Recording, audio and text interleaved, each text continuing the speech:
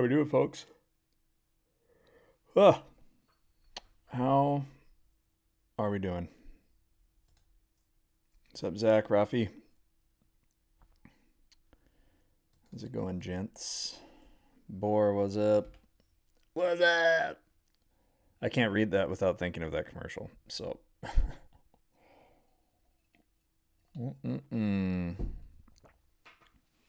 how's long on NQ looking? I don't know. Looks decent. 70 points if you caught the bottom. Not too shabby. Not a bad long from ES if you took it there as well. About 10 points. Last week high in NQ, yeah, we'll see. Yeah, I mean, I don't know, guys. I'm depending on, if you saw the pre-market kind of video that I did in the Discord. Obviously, most of you on YouTube aren't going to know what I'm talking about. What's up, guys? TradeWap, Raggy.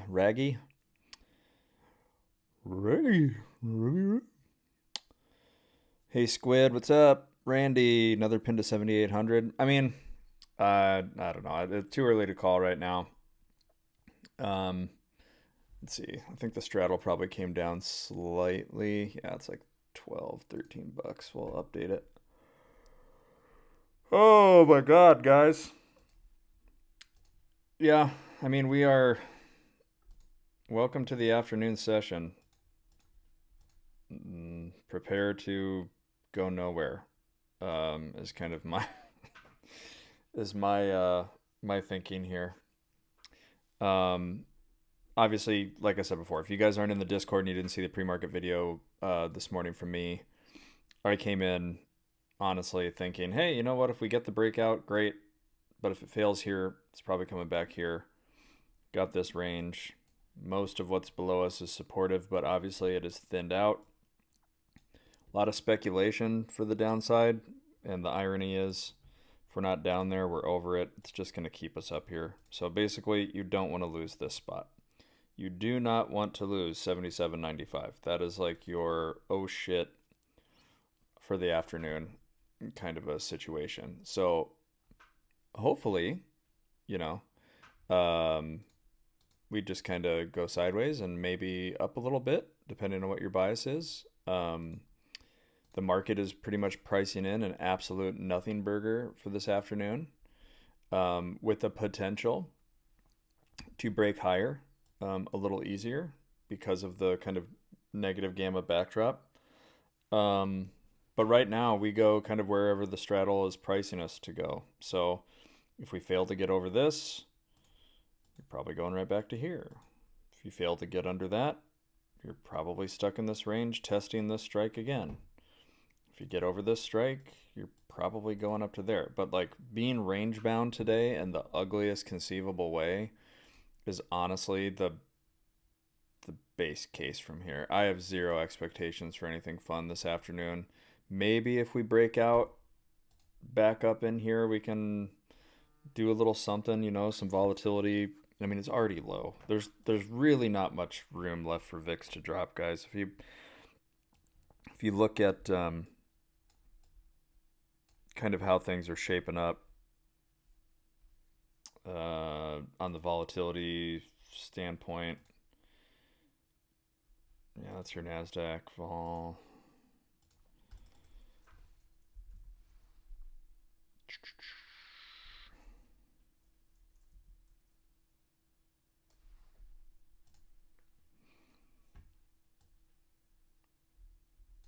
Give me a second here. I'm not going to fuck with it. Whatever. But just trust me. There's really not a whole lot lower for VIX to go. Volatility is as low as it's going to get. I just, my expectations here are going nowhere, stuck in a range. But yeah.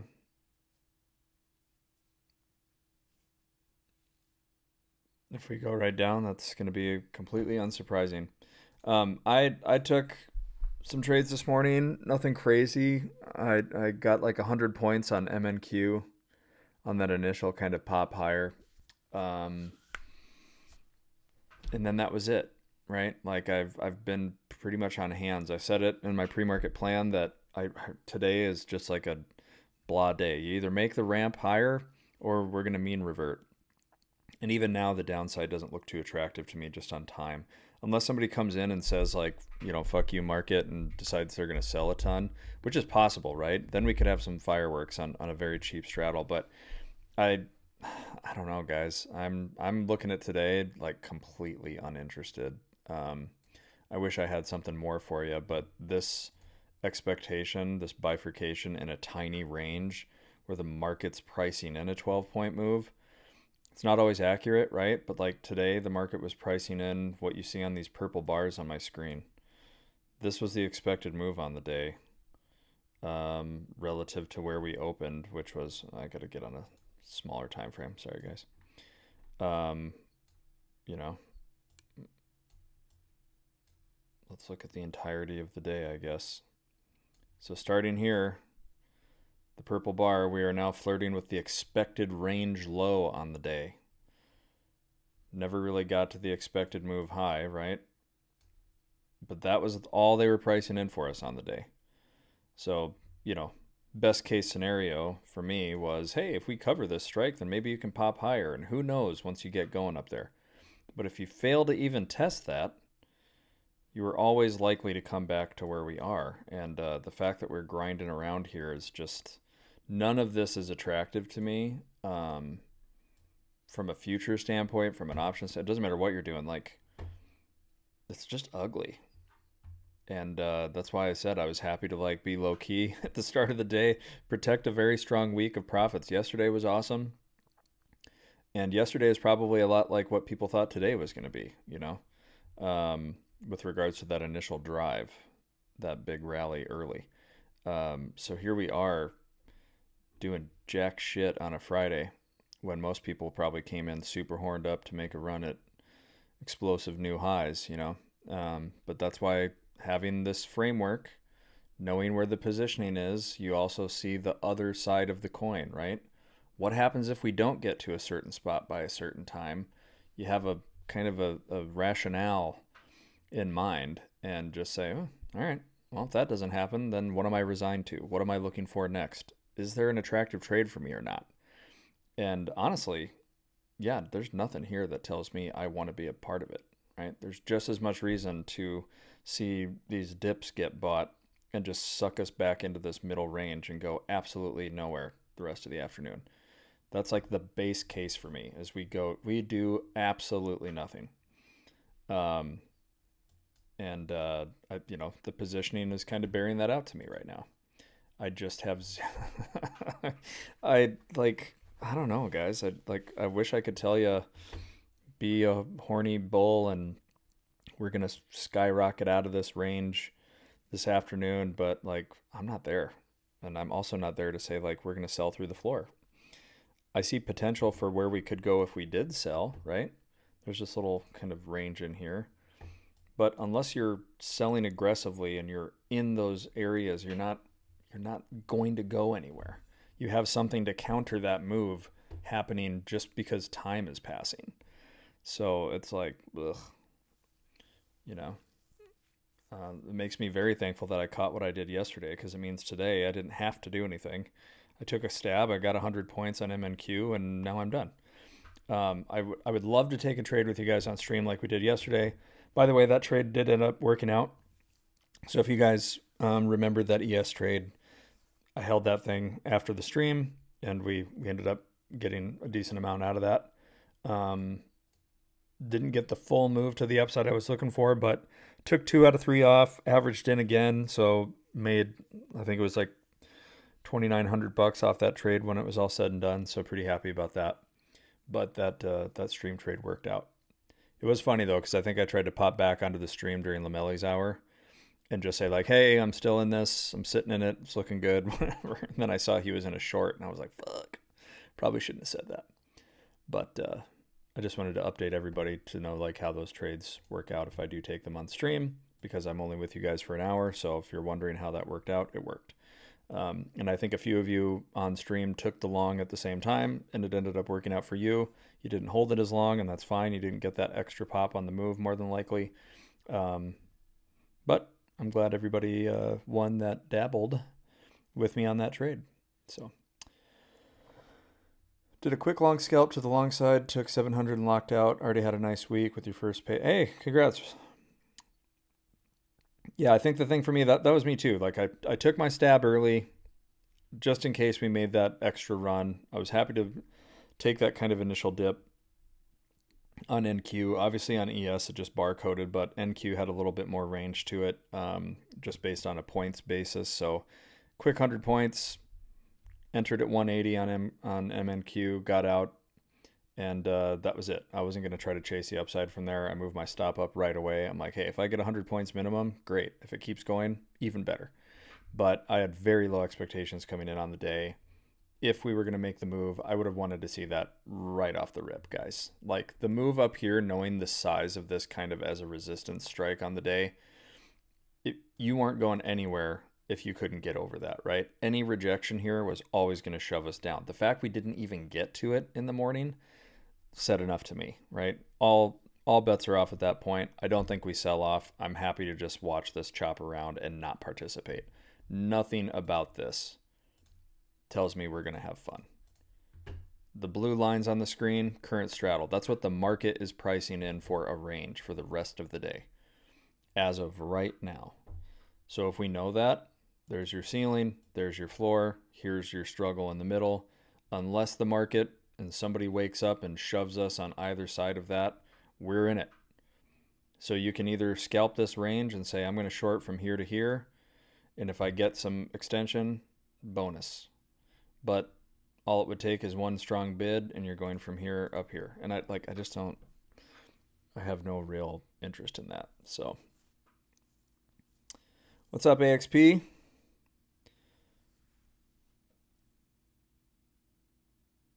Shorted the open.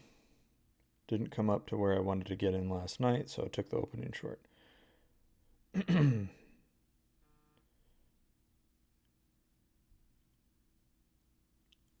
Yeah, I mean, the thing about it, guys, and like that's why I said, I keep talking about this pre-market plan that, probably all of you have not seen.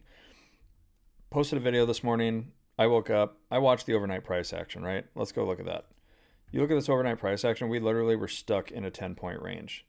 If you want to know what the pre-market structure looked like to kind of reinforce this idea to me, there it is. If you were going to make that move, right, the initial supportive nature of buying the dip this morning, like I did, was predicated on this. Hey, this looks supportive. The problem is, if you don't get up here, this whole thing is actually telling you, go fuck yourself.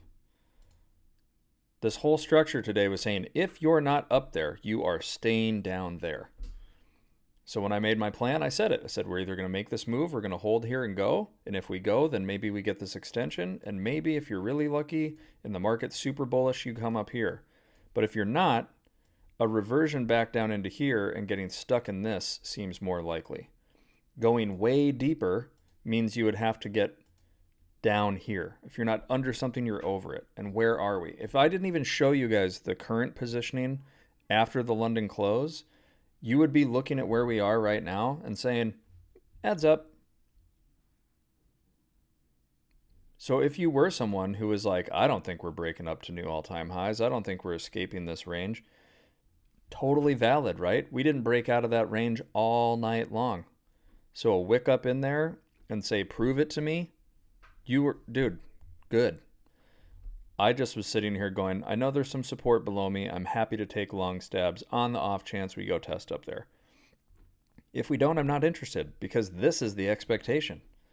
You're not going to sell all the way off, and you're probably going to get stuck in here somewhere. You're going to just mean revert. You're going to just grind and chop to nowhere. So even if you took the morning short, you're either holding one last runner, hoping that we keep dumping, probably won't, or you're all the way out. And if so, great trade. But to know that if we're going to sell now, right, the positioning below has changed to make that sell more attractive, but it's got to happen. Somebody's got to come in here and shove us way lower.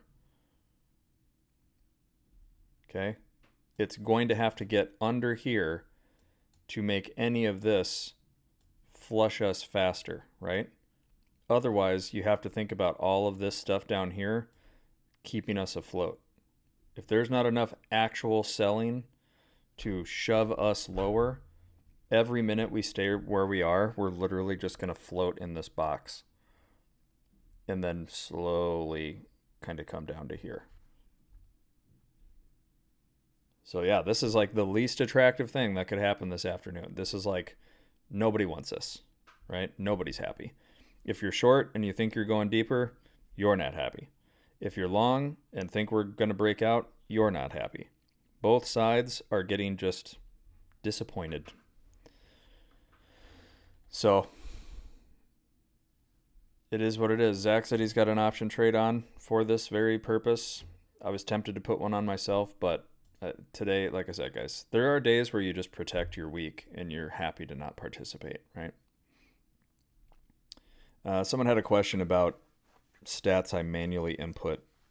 Previous New York, Asia, London. No manual inputting of anything for that as far as prior sessions go. I just pay attention to like what happens when those sessions close and how we behaved in them relative to the structure. So, hey Hawk, thanks for joining, man. Always love to see somebody else who's a little Greek geek. However, we should call ourselves Gamma Gang. I don't know, but yeah, I appreciate you being here.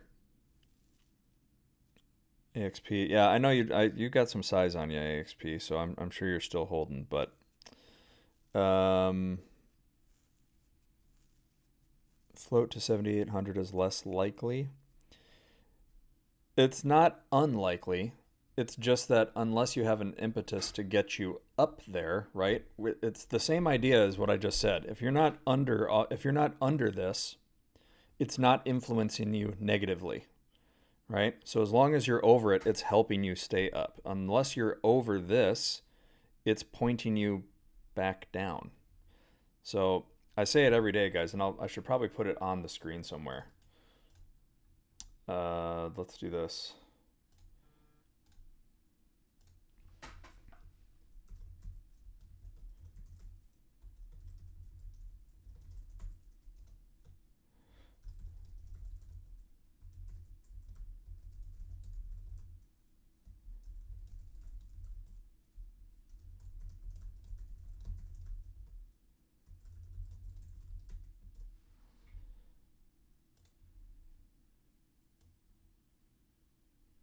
Probably can't actually make that small enough.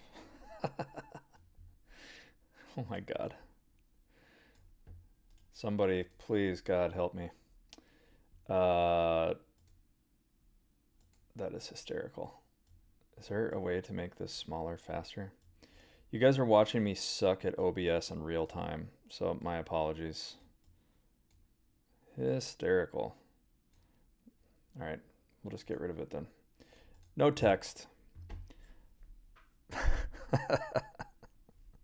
That's bad. Trump during the power hour. Yeah. I don't know, guys. Like I've said it in here before. I'm actually not like long-term bullish at all. So I have hedges on, which is another reason why I don't really want to short, right? Because then I'm just reinforcing something I already have trades on for.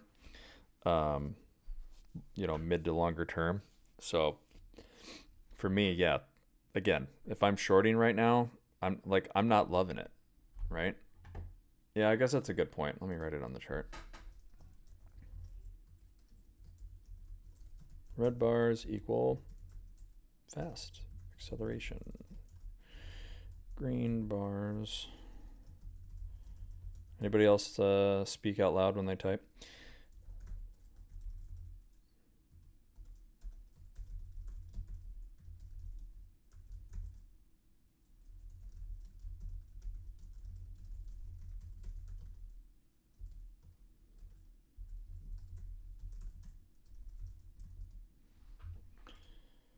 Is that better? You guys see that one?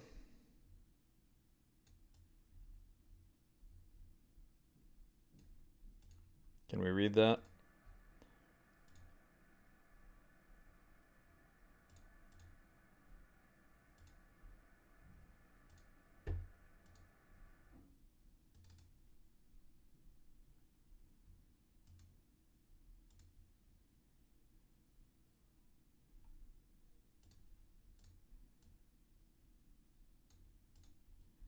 God damn it. I can't win today, guys. Oh.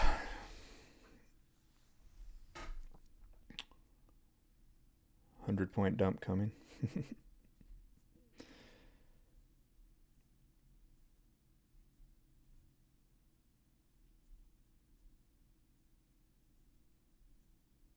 Series asked, you coded your own. I give it away, man. I have the prompt. So if people want an indicator for TradingView, as long as you have your own inputs of data, go nuts. I'll send it to you, right? But I can't send it to you on Instagram. So don't, like, if you're going to DM me, just hit me up on the WAP page. Or if you're in the Discord, just ping me a DM in the Discord and I'll send it to you. It's a very basic Claude prompt. Like, you could literally take a screenshot of this and be like, Claude, recreate this, assuming I give you net positive or negative inputs. And it's the most basic indicator you could possibly imagine. If you guys don't know what you're doing and you just ask Claude or GPT or whatever, like, it's the simplest thing. So it's not some proprietary deal. Like, I have more stuff in there that I toy with, right? But like, it's super simple for you to do. I'm not going to charge anybody for something that took me 5 minutes with Claude, right? So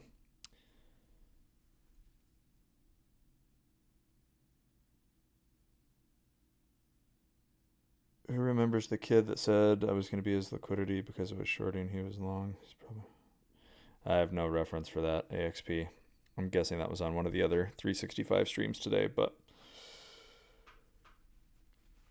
yeah, man. I mean, sometimes you're bust and sometimes you're flush, you know? To quote Blow, I think it was. It's been forever since I've seen that movie, but that feels like that's a quote from that movie in my head.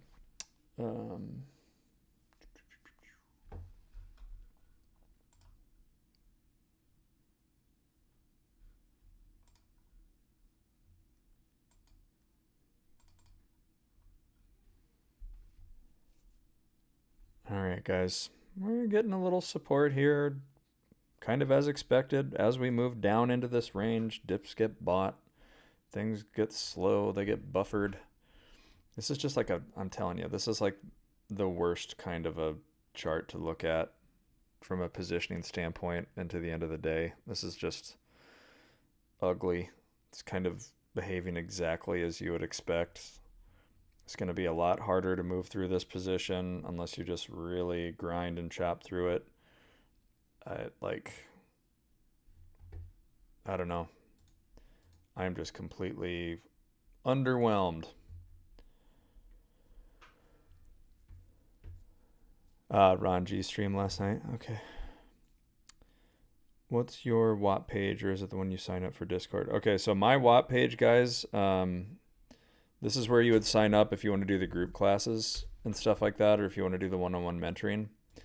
I'll get you a link for it.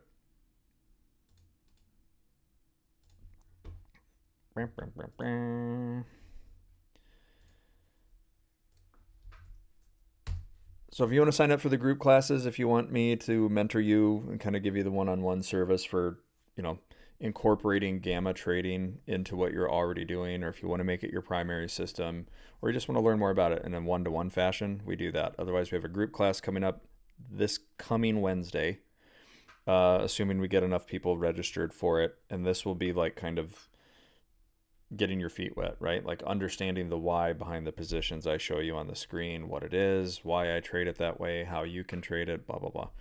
And then these free streams for Project 365, we're here. If I take a trade, you're going to see it.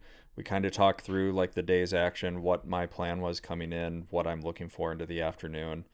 Like I just told you, I am not really too horned up about being bearish necessarily. I see the potential for it, but I also see what's standing in the way of that coming true.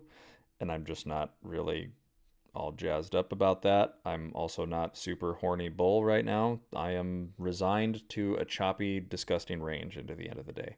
Maybe you get a little surprise in the power hour. I don't know. But right now, like, I have zero desire to participate in this. This is like a scalper's delight for some of you.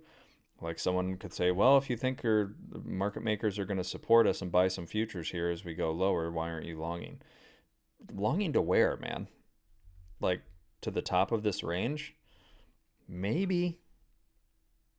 I'm just not convinced by it, so I'm not going to put risk on when I'm not really, it's not attractive to me, right? So, no, the code for VS3D didn't come out yet, guys. VS3D is the platform that I use to get this data to whoever's asking. It is coming. We got some legalese to sign off on for the agreement to be able to do that officially. So once that's done, then I'll share that when the time is right. Like to trade by yourself during New York. Yeah, no, I get it, man. Like it's like I work full time, right? Like I'm literally working.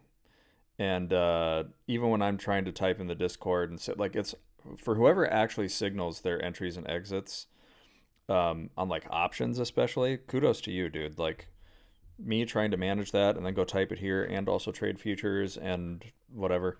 It's a whole thing. So I'm probably late on it. My whole thing is more about like teach a man to fish, right? As a former signal chaser, the only reason why I'm doing what I'm doing is because I took ownership of how to trade and put it on myself. So my whole approach, and even being here and telling you guys about this kind of angle of trading, is really just around you being able to do that for yourself, right? I'm not going to be able to push the button for you when the time comes, but I will admit I am a little slower in the Discord about my updates and stuff at times for like specific trades and whatnot. Yeah. So, don't know if I missed it. Code, yeah. What's my favorite ideal positioning shape that you like to see to be risk on? It's probably, pretty much what you see today, when you have ranges, but there's shapes inside of those ranges. Like today, don't get me wrong. We go look at this. Longing off of a supportive structure to go test one like this. I'd be excited about that most of the time. But today, what made that a little less enticing was just the size of that position, right? I could have been convinced to short the hell out of this had we gotten up closer to test it, right? And I didn't.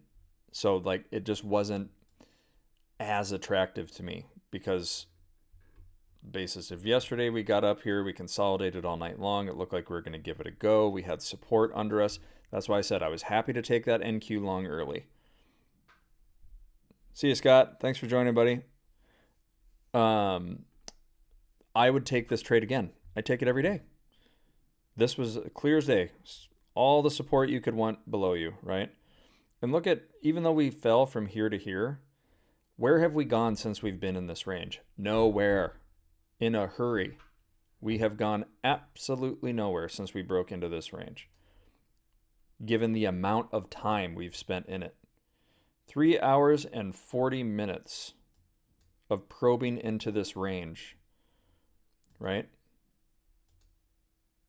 When did we like officially break into this? Sorry, let's look. I did this the other day because it's kind of fun to show people, right? Once we actually broke down into this range and we haven't exited it,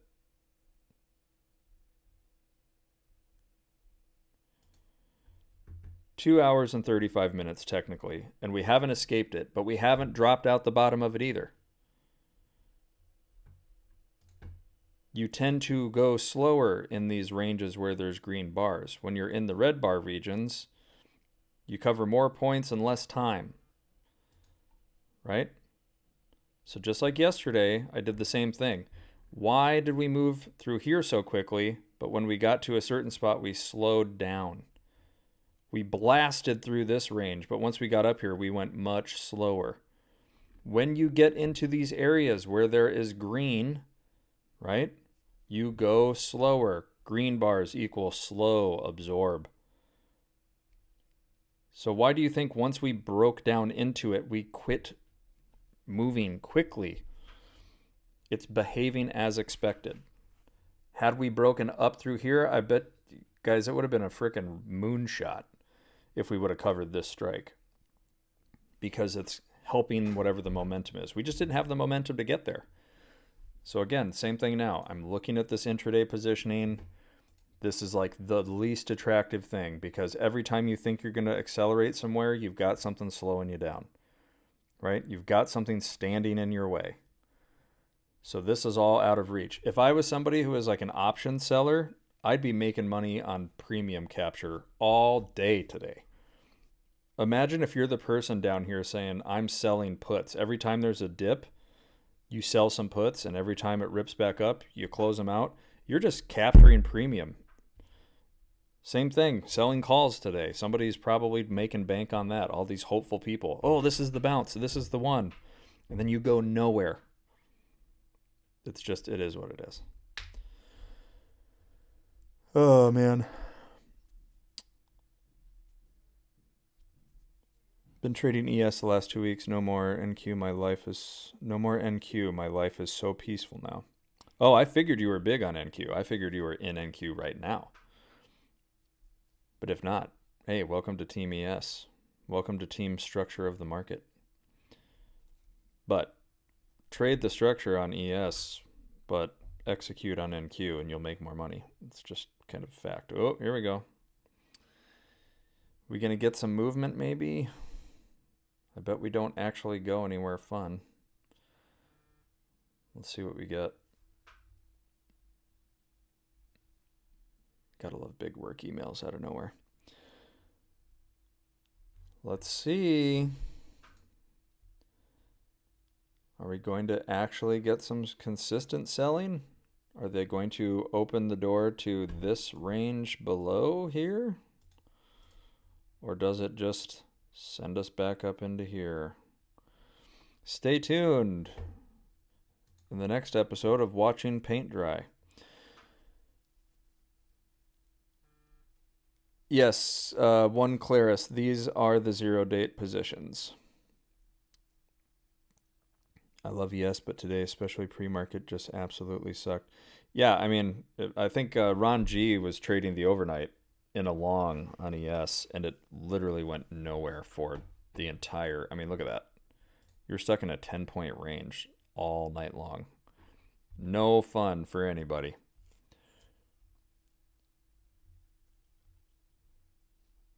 What the hell is price doing today? Oh, I love it. Just getting ground into a pulp, my dude. Low volatility. A lot of agreement on price, basically, is all that means. If there's not a lot of volatility, there's not a lot of fear, there's not a lot of unknown. Not really going to go anywhere very fast. You just get stuck and clogged up. And that is what is happening today. Half a day spent on that trade. Yeah, I mean, that's killer. That's what happens in the overnight, though. It is what it is. Whole lot of nothing, Miggy. That is correct. Shout out to Miggy, recovering from a surgery, I hear. One-handed, one-armed, one-elbowed, something like that.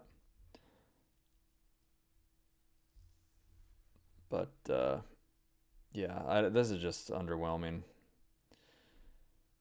Could it be fun? You know, the convexity, guys, I mean, this is what I will say is if the straddle wasn't so cheap right now, and you actually got some like huge market moving flow,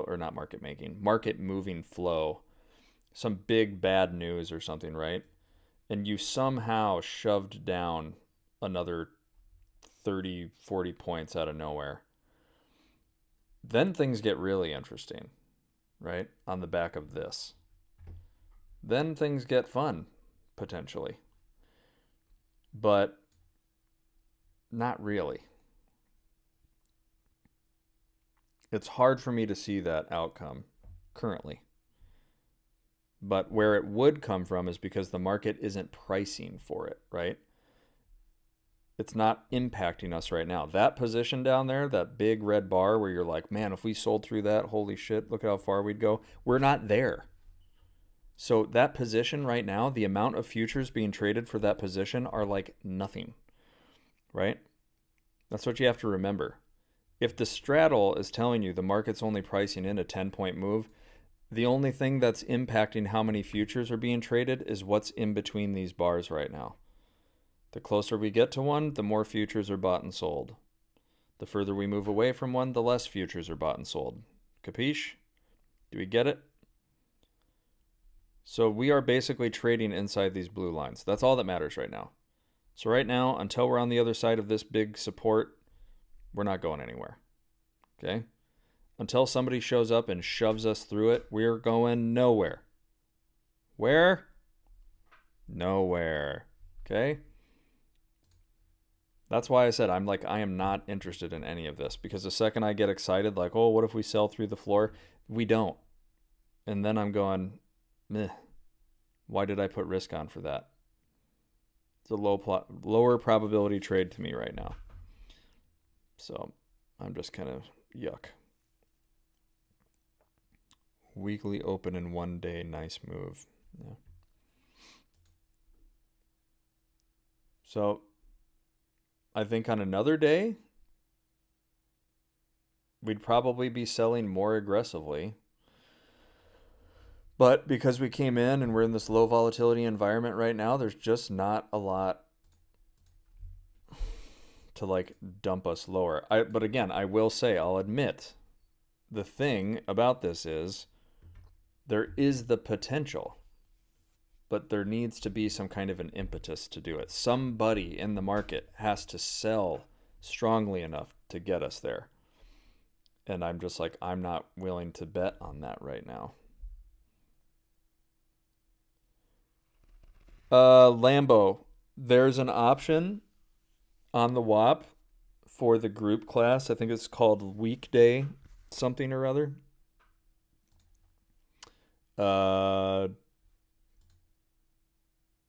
When you sign up, there's an option for, I hate WAP, guys. I'll be honest with you. I don't want to be here talking about that page and selling things to people, but if you want to do that, just understand WAP is like the worst interface ever. From a control standpoint, the $150 option is the option for the group class. One-on-ones or everything else, right? So I'll try to make that better. I wish I knew why it doesn't label it, more appropriately. But that is what that is. I think if you go to it from the mobile site, it'll show you, but then you go to it from an iPhone and it's not going to show it to you, because iPhones don't let you check out if it's under a certain price. So just my apologies in advance about the WAP side of things. It sucks. There's nothing I can do about it, unfortunately. FISA. They represent market maker positioning. So basically, how much influence would market makers have with regards to how many futures they need to buy or sell? So as price moves into those areas, based on how they're holding something, how many futures are they buying and selling? So the way that they behave is when we move into a section of where there's bigger green bars, they tend to absorb price, slow it down, whether it's above you or below you, okay? But if we move into one of these red bars, they go with whatever the prevailing momentum is. So if we suddenly got bid up through this 7810 ES strike here where it's red, if we got bid up through that, market makers now suddenly have to turn and start buying instead of just selling futures. That's the situation there. So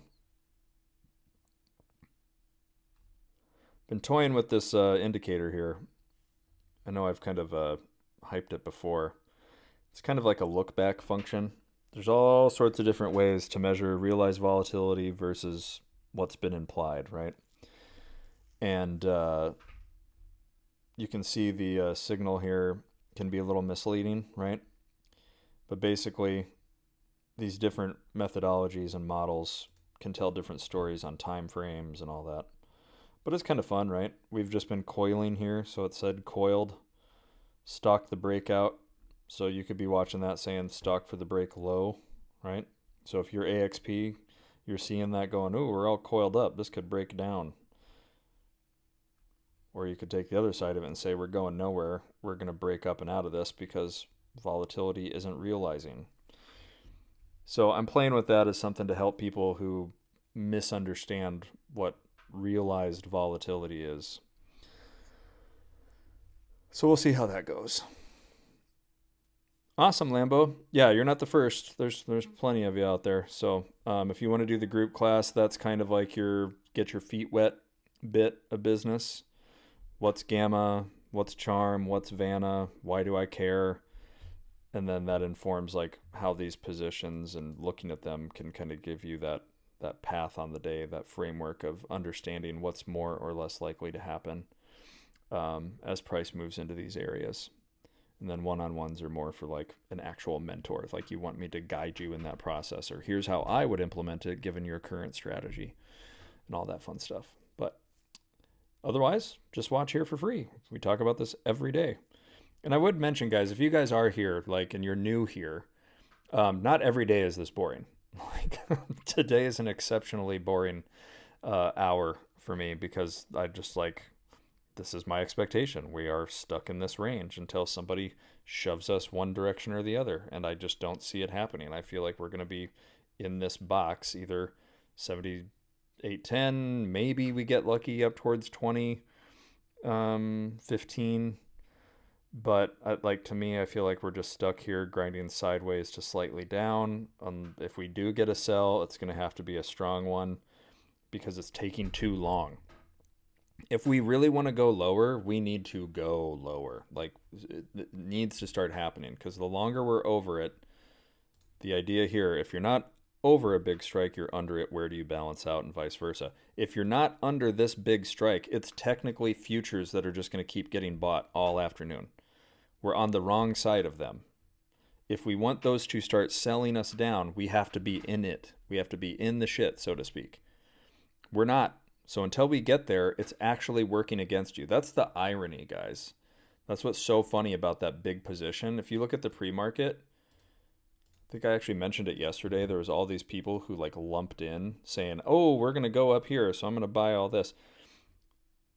Until you're there, that's technically working against you. All the people who put their bets and shoved their chips forward at the blackjack table and said, I'm hitting 21.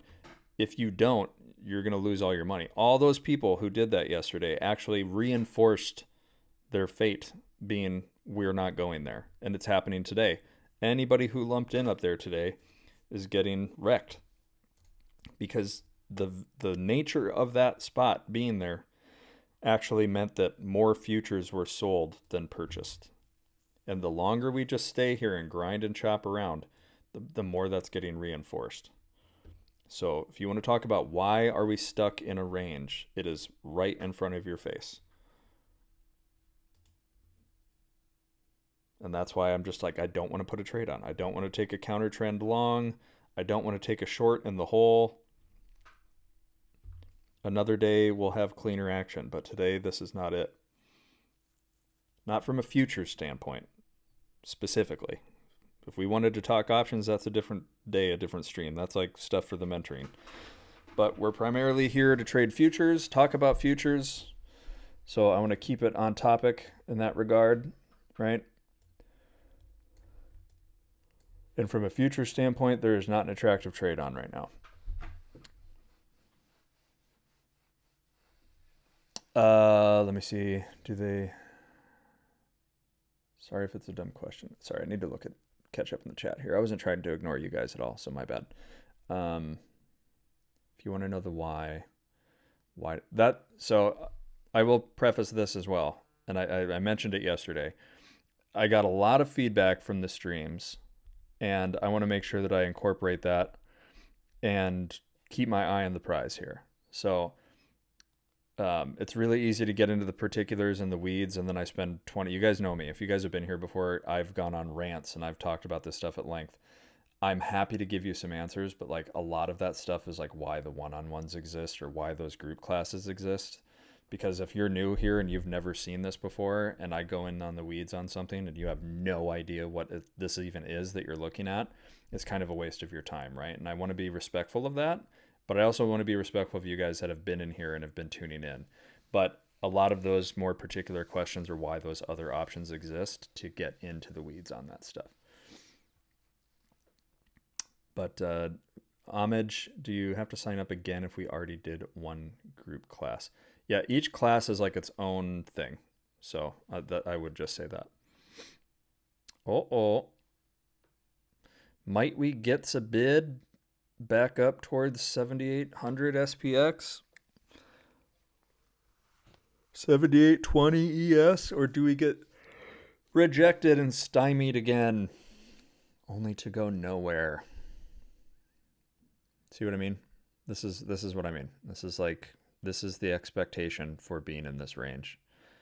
Bids get sold, sales get bought, stuck in a range. Paradise on Hulu, best show I've watched. Any good shows to binge?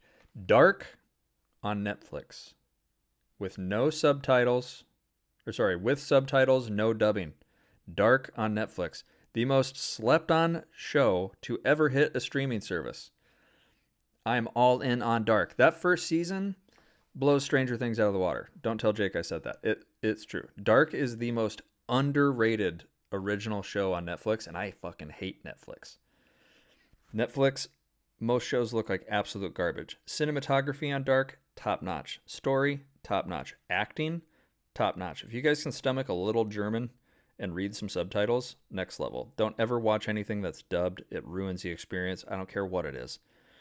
But 10 out of 10 would recommend Dark if you're looking for streaming something. More people need to have seen that show. It pisses me off that less people are aware of that than they should be. It's like one of these shows that nobody gives any respect to, which is wild. Wild. But Paradise is good too. It's interesting at the very least. Plus, who doesn't love Sterling K. Brown? Why can't we know anymore? See if I want to re-watch the stream on YouTube. Why can't we know anymore? Zontana, I feel like you're somebody from Instagram named Call Me or something that asked me a similar question just on the phrasing. There might be a little language thing there. I try to post stuff to Instagram and YouTube, but like the pre-market plans and all that stuff is pretty much reserved for the Discord. So if that's your question there, I don't know. I'm trying to make sense of that. I'm not trying to be a jerk. I really just am not understanding that. How long AXP? I didn't know AXP trades Gamma. I think he's aware of it. I don't know that he trades it primarily. Do we have a similar looking sentiment on NQ? Yeah, Zach, and for everybody watching, when I execute trades on NQ, I'm executing off this framework. So everything that I talk about with the positioning and the structure, I trade NQ off of this. I don't pay attention to QQQ, GEX, or anything like that because to me it's meaningless, right? It's not a one-to-one correlation. It is what it is. So that's what I would say to that. So whatever's happening in NQ is going to be a little more volatile, but generally speaking, where ES and SPX are holding their spots on the structure is what NQ is likely going to respect as well. Does Gamma work? Yes. Look at the overnight session and you guys will understand. I know Ron G has started incorporating this a little bit more when I do post it, but when you look at kind of the pre-market structure coming in on the day, and then you look at the overnight, we never actually dipped into this supportive structure, but we never really broke out into the negative structure. We were just kind of confined in this disgusting 10-point range. You could have bought every dip in the overnight as we worked into this kind of position, and you would have gotten at least 10 points. You could have scalped your ass off last night for 10 points on ES over and over and over. Or shorted for 10 points over and over and over. But yeah, more often than not, some of the biggest trades I've captured in certain times are during the overnight session off of this framework. Like 2 weeks ago during the Asia session when we were having these huge sell-offs in Korea and Japan, trading NQ off of what ES's structure was, I was capturing twice as many points on half the size, right? Like one mini versus two on NQ instead of ES, and I was making, 100, 200, 250, 300 point trades in the overnight session based off of where price was rejecting on ES or clearing on ES, right? So that is something that I very much do.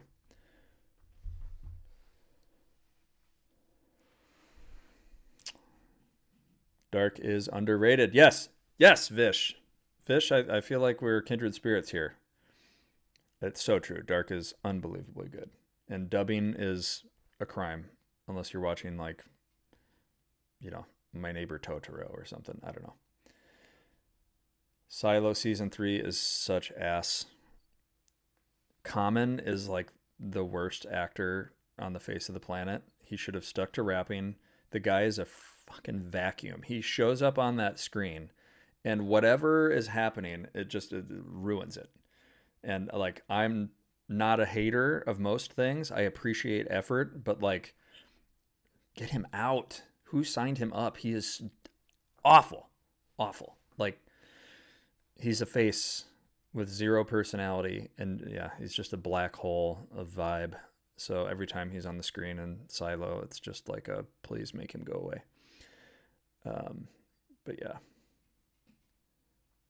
Casting director, dude, if you guys watch Dark, do one thing this weekend. This is just like a promo for Dark for some reason. Watch season 1 of Dark on Netflix. And I don't want to spoil anything, but the casting director comment Vish just made is so nailed on. And like, all you got to do is watch like 3 or 4 episodes and you'll know why. Like, there's an element to the show where casting is incredibly important, that it's consistent. And yeah, just do me a favor. The show is dark. It's not like a happy show, but it's very compelling, and like you will get into it. It's a very much a vibe show. So whatever like 80s synth kind of capture a vibe that you got from like Stranger Things or whatever, that's like speaks to some sense of nostalgia if you're of a certain age. Me. Right? This is that and like beyond. Like, so good. Anyway.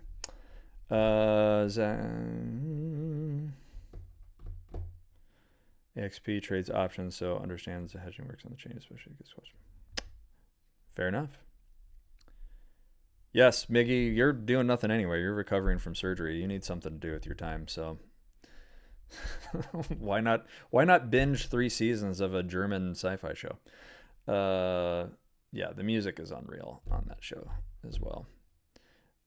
I wish I was like more of a streamer person who would do like a watch along or something, dude. I'd be so down for that. Like, but the thing that I kind of hate about social media now is like, why would I ever want to watch someone react to something? What a lame fucking thing. So stupid. So whatever joy I would take from like knowing somebody else is watching the thing that I watched and like, and can talk about it after. Those reaction videos are just so cringe. It's just so desperate, and I loathe their very existence. But yeah, see what happens when there's nothing happening in the market? I just rant on stuff. So my apologies. I'm not a crappy person by nature. I'm actually pretty jovial, but this is just paint dry, grindy chop. Top 4 movies, top of my head. Big Lebowski, High Fidelity, that's such a hard thing. I always go to those two just because they're recent and enjoyable, and I can quote Lebowski beginning to end without missing a word. I've seen that movie so many times. I've gone to so many Lebowski Fest events. I know there's more. Top 4, that's hard, dude. I feel like I would, every time I see one of those celebrity letterboxed interviews, I would just suck. There's so much I could say. It's really hard to pick, but like comfort movies, I'm always like, I'll go for High Fidelity and Big Lebowski all the time. I just can't help it. I'll just go 2. There's 2. You're protecting us from ourselves, so I appreciate it. Yeah, I mean, I wish I could endorse something. Like part of me wants to say, hey, we're at all-time highs and we're holding this, and there's like there is risk below, right? Like I'm trying to be real about the framework that I use to trade. I'm not sitting here being like a puss on purpose. It's mostly because like literally everything in front of me is saying it's pointing to this middle and we are stuck in this range. I don't see us just magically escaping it without some impetus to do it. And I don't know where that's coming from. Like, I don't know who is going to step into the market and get us out of a 10-point range.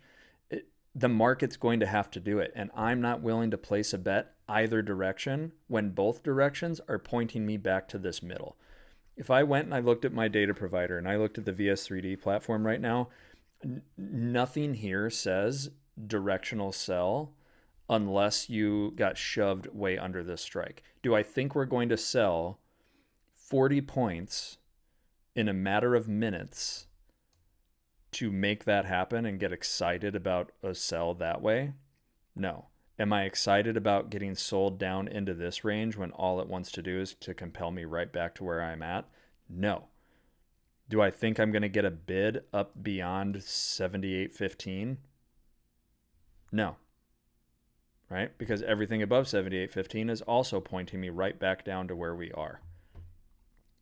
So unless that comes in and somebody makes it happen in a hurry, I am resigned to my fate that we go nowhere at all. So I'm not going to lie to you guys and say like, oh, this is a great opportunity for... There is no great opportunity for a trade. If someone tells you they see a setup right now on any time frame, whatever they look at, volume profile, they're fucking lying to you. So, sorry. I refuse to endorse any directional trade given the framework of what I look at. I look at data. The data says these are positions. These positions say here's how much futures get bought or sold as a result of them existing. Does it reinforce some kind of a message? It reinforces a message of we're going nowhere. So, like, I will tell you guys, if I have a bias or I see something attractive, I'm either going to take it myself or I'll tell you what I think is going to happen. I don't think anything happens.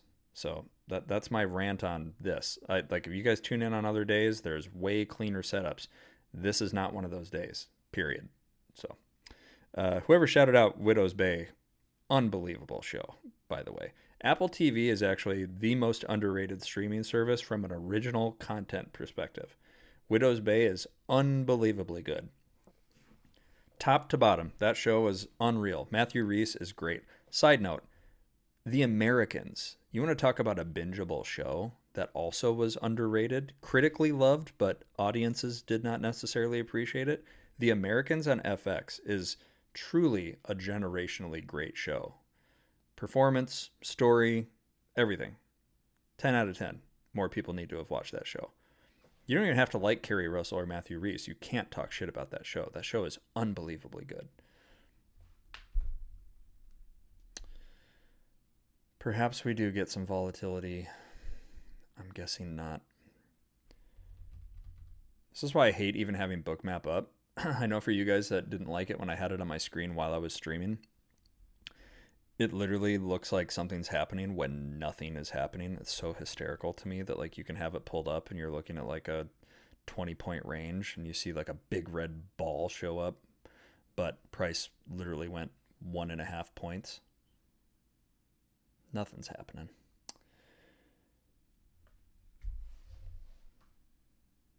This profile looks like a nothing burger to me as well. Sounds like someone who took a class. FinTwit went crazy today saying never before seen positive gamma at 780. 780? What do you mean?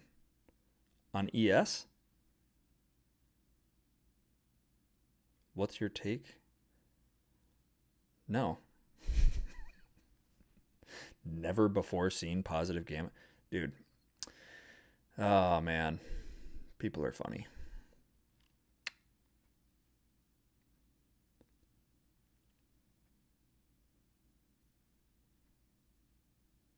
Widow's Bay is incredible. Yeah. Severance is fantastic.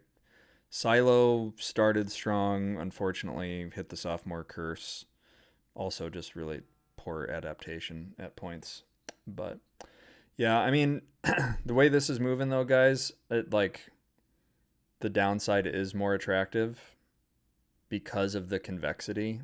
I think it's going to be harder to make happen, but if some market flow comes in, like it's probably going to move to the downside easier than the upside at this point, but that's more a consequence of like the amount of negative positioning into the end of the day. There's this idea of color, right? The color of the gamma gets more negative as time goes on into the end of the day. But it's just not attractive to me. I just don't want to put that risk on. Oh, SPY 780. Yeah, so here's the thing. I talk about this all the time.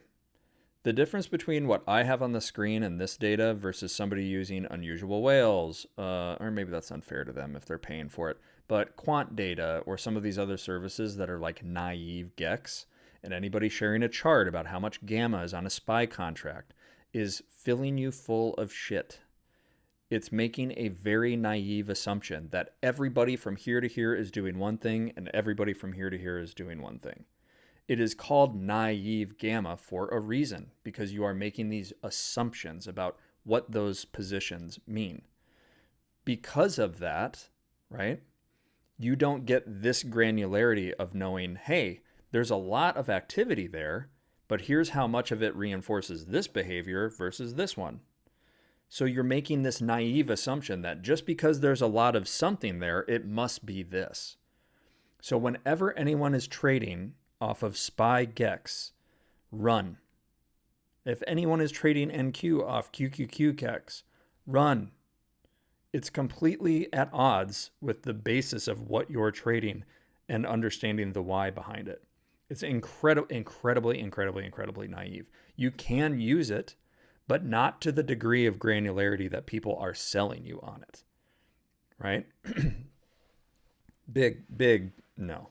Just big no. Somebody sent me something before and they said, oh, what do you think about this? And it was literally very similar. It said, look at this massive positive gamma here. It could not have been further from the truth. All I had to do is send one screenshot and just say, are you sure about that? Are you sure about that? I know you guys know the thing I'm talking about. It was heinous. So somebody taking trades off of that information might as well just throw their money out the window. The height of stupidity. It unbelievably bad information. That's why like there's so many grifters in the space that are trying to use the hot words, you know. That's why I have a little bit of a problem with like order flow traders. I've never seen more people whiff more often and then make it up in one trade after losing like 4 or 5 in a row because they don't actually have an edge. They're trying to play a probability that is mostly noise, and then they get the one that finally works, right? And then it's a sales pitch, but they're not actually basing it in reality, right? It's a backward looking thing. And depending on the time frame they're trading on and how many, like, what is a winning trade to you? That's the other part of all these order flow traders. They're celebrating like a 30-point move on NQ. Okay.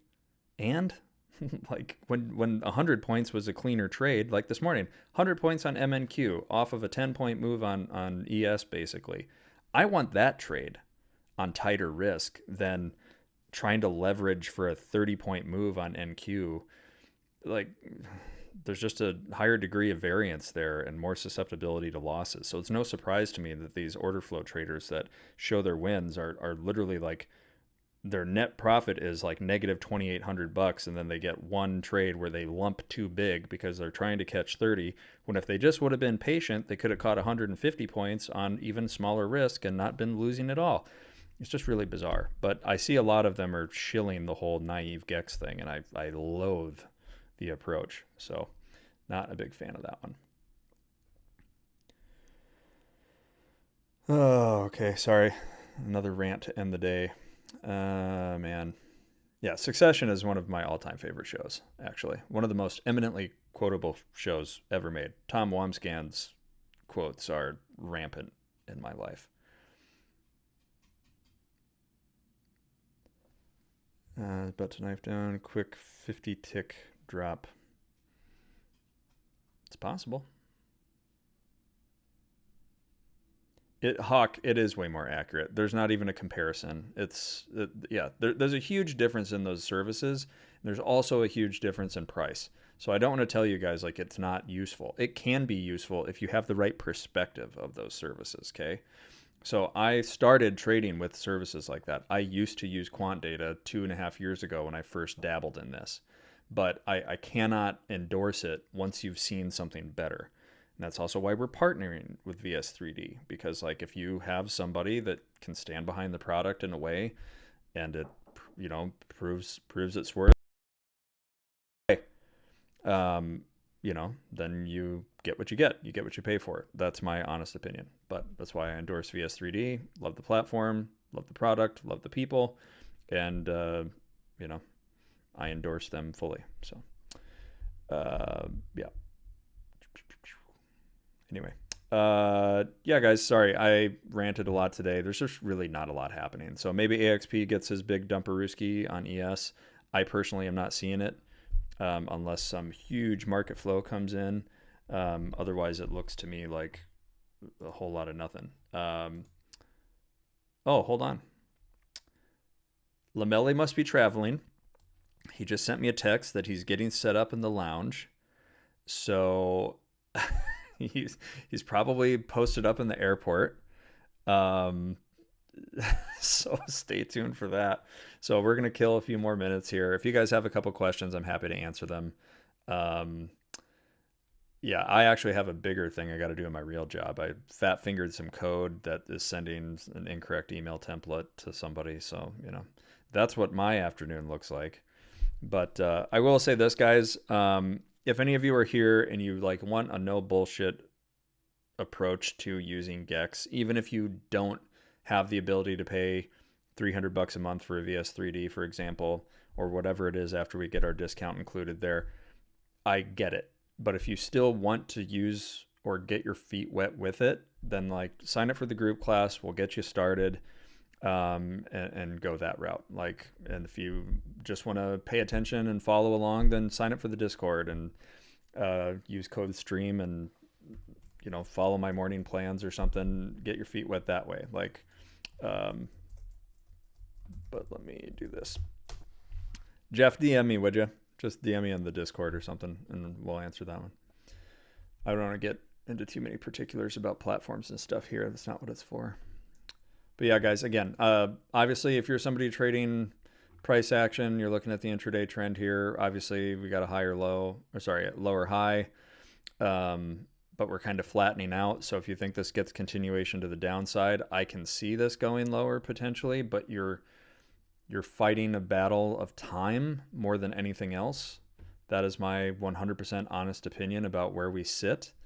I do see that kind of what you would be expecting if we were doing this to the upside and you had this kind of dealer long position. The best way to move through those positions is to actually grind into them, and you just kind of sit over them for a while.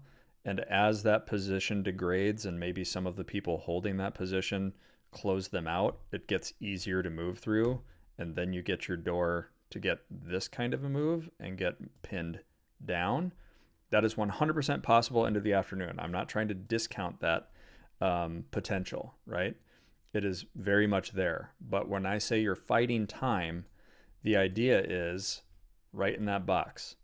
If you're not under it, you're over it. So as long as we are sitting over everything down here, those just equal futures being purchased to keep us afloat, essentially. So that's why I can't like really get down with it, because unless somebody comes in and sells so many more futures than all of that, it's hard for me to really get horny about it, is what I would say. So that's just me though. If I was already short, hold it, bro. Do your thing. But entering a new short right now, I think you're just as susceptible as us like popping back a little bit higher or just going nowhere. So the risk to reward just is not there for me at this moment. But, again, this is just where they're sitting and how they react. If the market shows up and sells strong enough to force a different reaction, then you hold your hands up and say, okay, now I'm operating with that information. But until it happens, you know, it is what it is.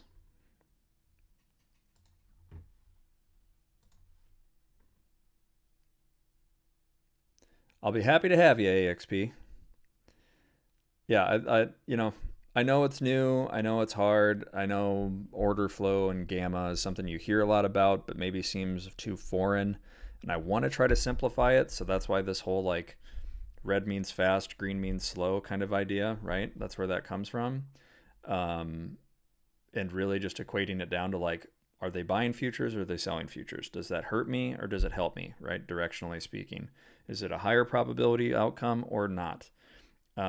I use this as the basis for my trading. So like if it's confluence for you and you're here and you're looking for a trade to get into and you're a little uncertain and I talk you out of something and it saves you from a bad trade, I'm happy with that, right? But at the very least, if you're here to learn a little something about a different way of trading that gives you an edge, I'm happy that you're here doing that.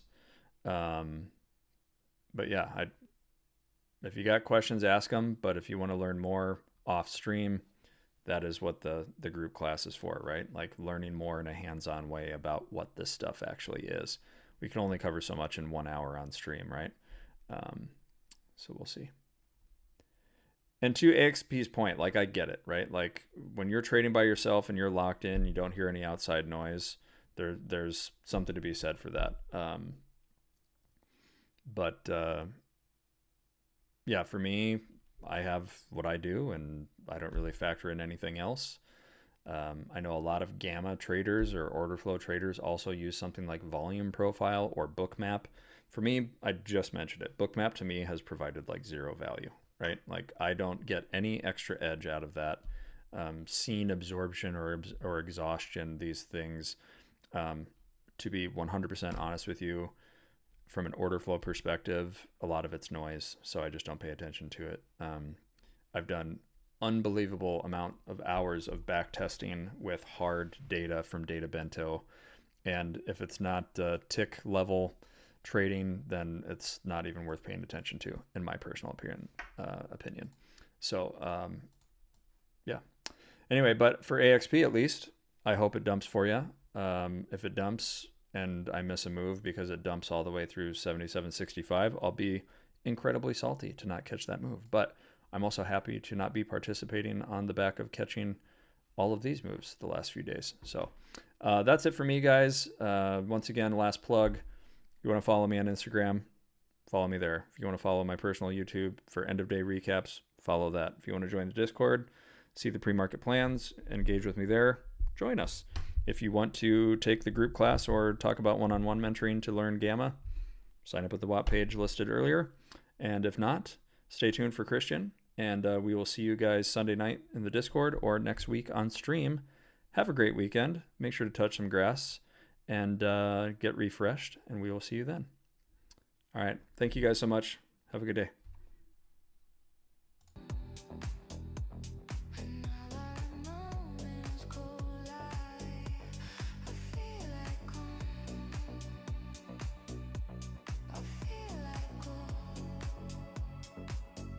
Yo, yo, yo, yo.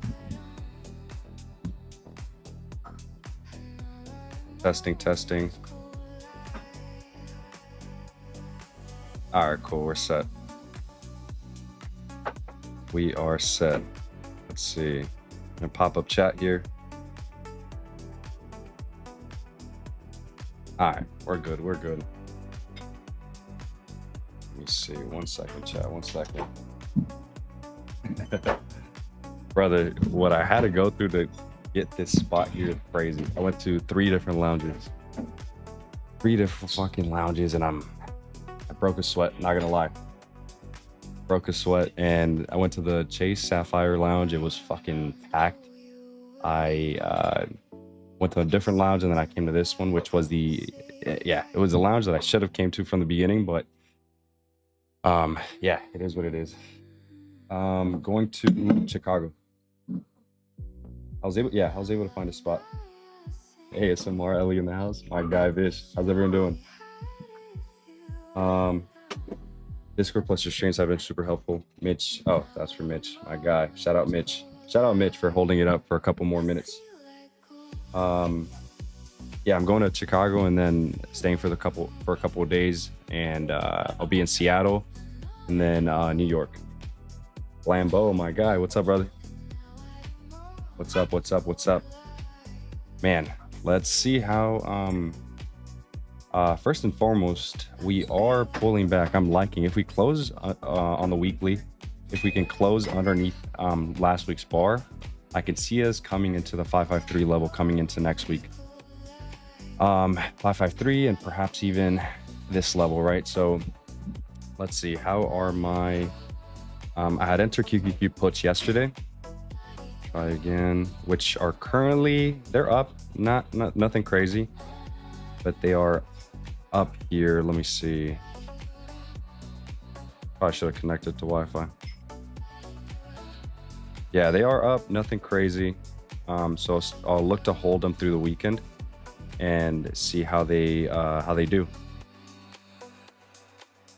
Let me see. So I'm trying to manage chat here on my phone and have this set up on my screen. Show the lounge receptionist your Max Allo funded account.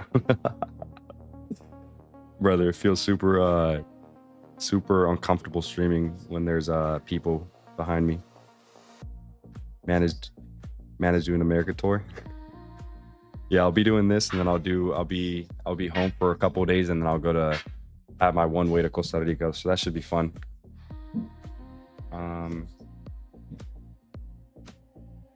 I got smoke going long this morning. Yeah, I mean, I'll hop straight into it. We on the monthly, right? Monthly, we displaced away from a monthly gap at discount of the range, right? On the weekly, it was a weekly fair value gap inside a monthly gap. This bar closed over prior bar's low, which gave me conviction to the upside. Now, where exactly on the upside would we anticipate price kind of stagnating, if not pulling back? Premium discount, right? Relative equal highs, a quadruple top, if you want to call it, in premium of the range. That for me was an obvious draw, which is where I took my targets on my SPY position, right? I entered on Friday, got rid of my SPY on Wednesday for a, again, 500-600% return. QQQs, I had entered somewhere here, added on the way down, and finally exited yesterday for honestly not as big of a gain as I wanted to. And then yesterday, before close, I entered QQQ puts. Now, what I would anticipate coming into next week is if this weekly bar, again, can close under last week's bar, I would anticipate us at least pulling back into the weekly fair value gap after already reaching not only the premium of the range, but it's also OTE of the range, right?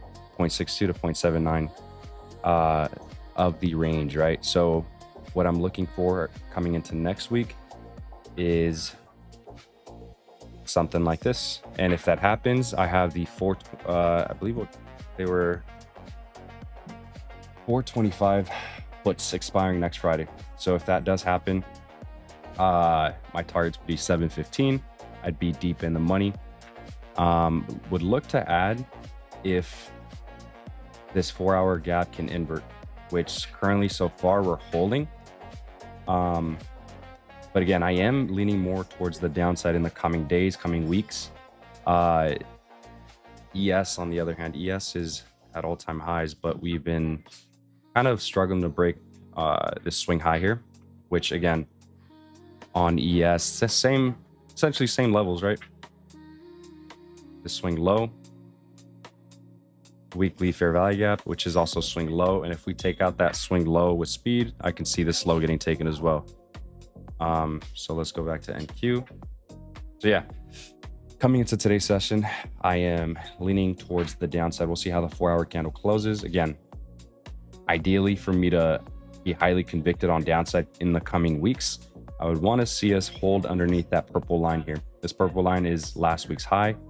And again, if I took profits in this area and would anticipate a pullback and we get this bearish, essentially what it is, a bearish close, or indecision close at an area where I'm anticipating price to pull back into, and the intermediate timeframes can confirm so in the form of an invert fair value gap on the 4 hour.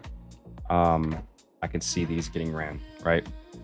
So context is important, not just because we've been, I guess, pushing higher. It means that we're going to continue, right? So understanding context for me is important. Okay, that was a lot of yapping. So coming into today's session, right? Let's delete this. Delete. Let's remove. Let's see. Remove that. Remove that.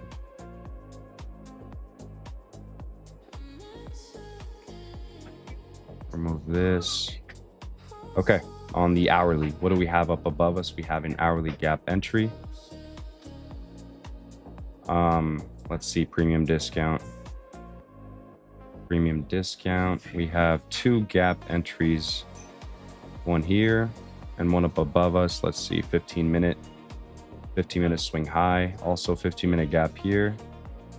So this could be an area where we look for essentially shorts.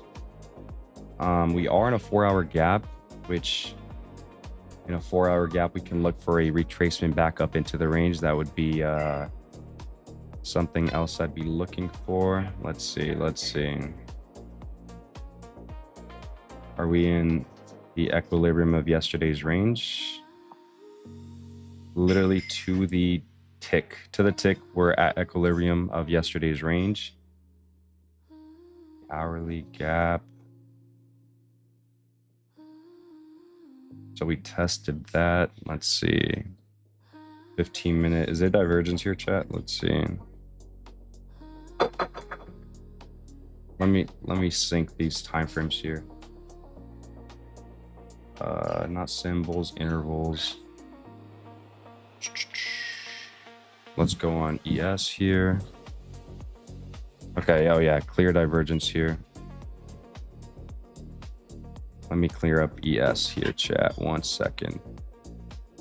ES weekly, daily.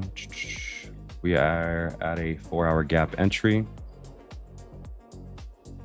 Hourly swing low, so I can see us retracing back into the bearish gap here on the hourly. 15-minute divergence. Pretty big divergence, to be honest. We disrespected bearish gaps here, right? Traded back into OTE.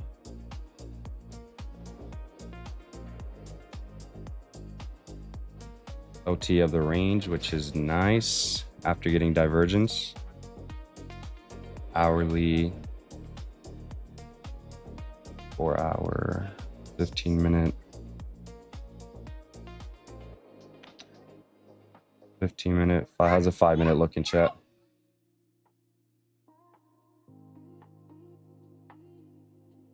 So again, we're holding that order block. So coming into the session, I am looking for short-term upside here.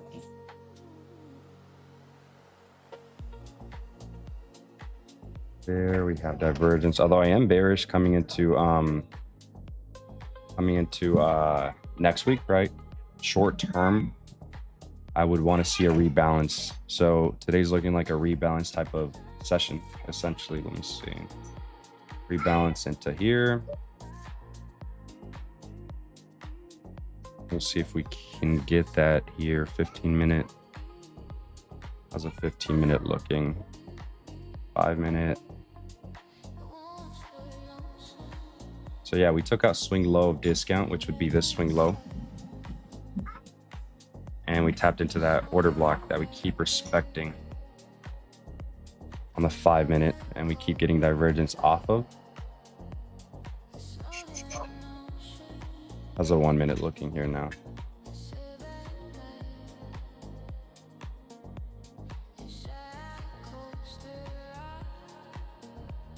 We'll see if we hold this general area. If we do, again, the draw for the session would be that 107, 108 level. Otherwise, if we give that up, it's good for my QQQ position, but I would look for some sort of continuation play later in the session, right? Let's see. Back to chat here, back to chat. Considering slapping on a long here, something like this.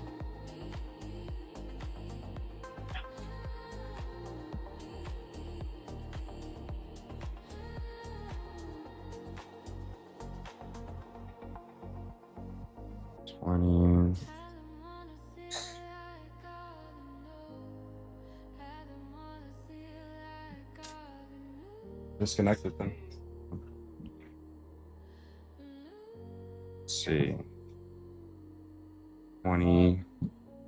Do some quick math here.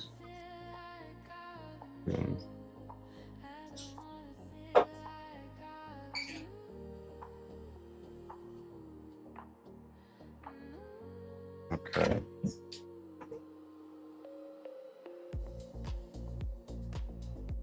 Order filled. Okay. Took some longs here. Let me see if I can get it set up here on screen. Entered long, stop at the low, targeting that internal high. Let's see. So 20. Stop at the 30. Let's do 0.35. 0.35 would be my stop. And strictly trading on evals today, chat.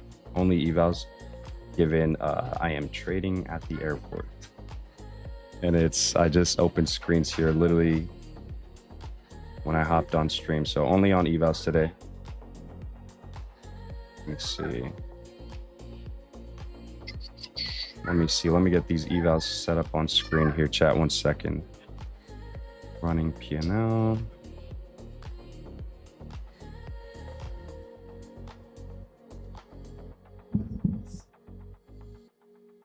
Running P&L. Let's see. Browser. 1 second. Let me pop up the running P&L screen on screen.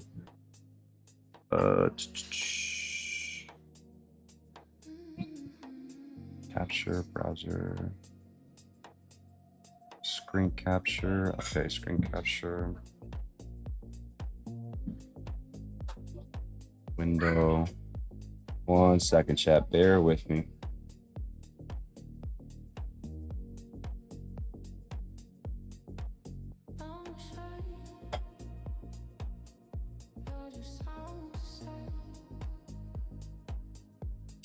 Getting up the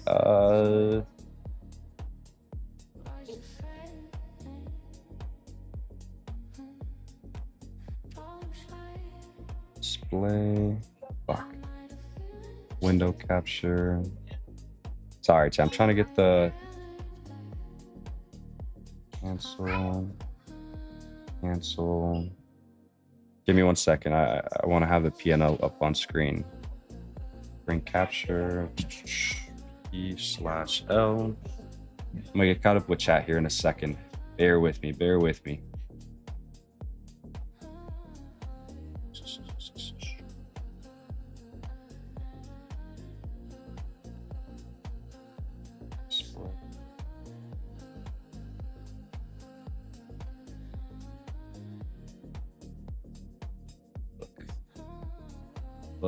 Look, chat. 1 second. If I can't figure this out in the next minute or so, I will just let it be. Window capture. All right. Trader Vate. Where's Trader Vate chat? Okay.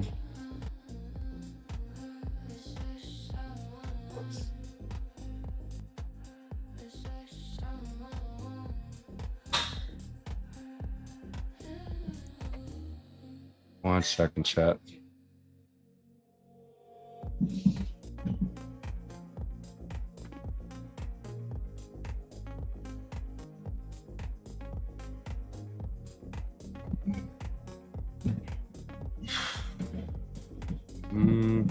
Yeah, I can't seem to figure it out here on my OBS charts.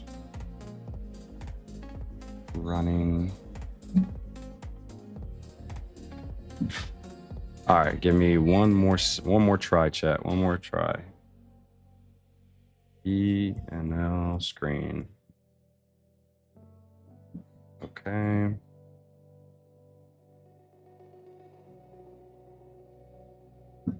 Not slick, bro. Your Charlie's good, man. Don't worry. Okay, yeah. I mean, I kind of just wanted it to have you guys see my executions, but yeah, I don't know why it's not showing. Yeah, okay. I'm gonna just let it be. F it. So I took a long off of 059.75. Stop at 335.25 and targeting 106.76. I'll post executions on my story afterwards, I guess. I'll post executions afterwards. I just can't set it up here on my OBS.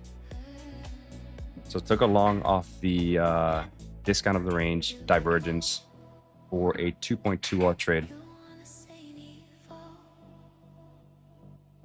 Hola, Lomeli, are we looking to bounce? Man, I actually want to get this set up, chat. I'm sorry, it's bothering me. Just because this is, it's looking to be a banger. It's looking to be a fucking banger, man. Okay.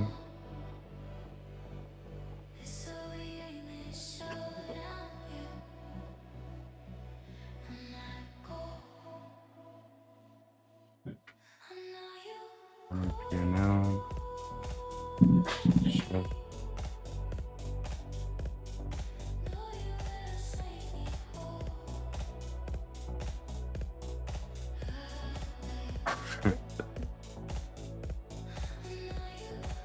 Okay. Yeah, I don't know what the fuck is up with my OBS, but it's saying it's showing, but it's not showing on my overlay. And I try adding another overlay. Screen capture. Add existing. Let's do running PNL. Okay. Okay, there we go. There we go, chat. There we go. Evals, trading across 2 evals today. Again, given I am at the airport. And I don't want to do anything stupid. Let's leave the whole bar up.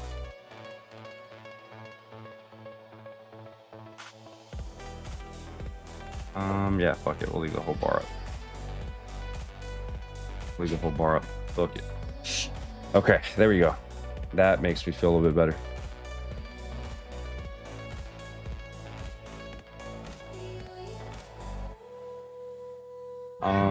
All right, let me catch up with chat now.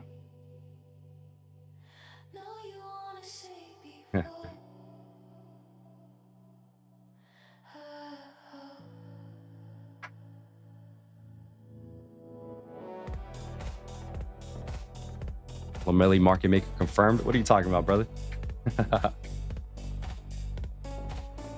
It's looking good though. I'm liking this trade so far. Yeah, it's looking beautiful.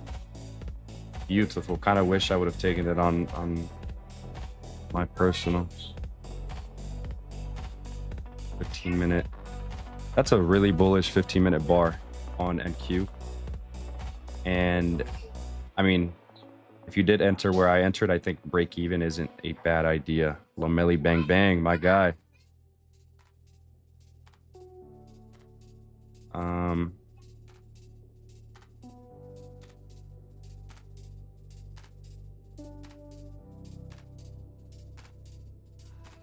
Oh, I see. Man, that's annoying. Yeah, it's one of those things where yeah, if PNL isn't moving, it's because I'm not on the PNL screen, which is stupid on my computer. So I'll try to flip back and forth between charts and screen here.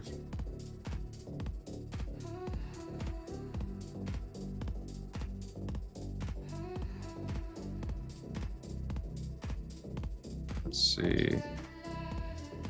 These are 50K accounts, we'll probably be looking, not probably, for sure, looking hover at the 1500 mark.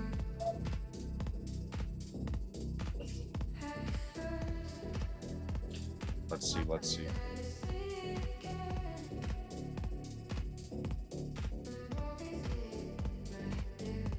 Yeah, if the piano isn't moving, chat, don't worry. It's just me trading on my laptop because I have to flip back and forth for it to kind of update. So just bear with that, I guess.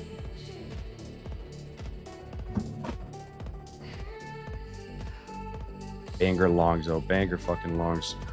Even, I guess, going break even at this area isn't a bad idea. At the 59 level, it's definitely not a bad idea.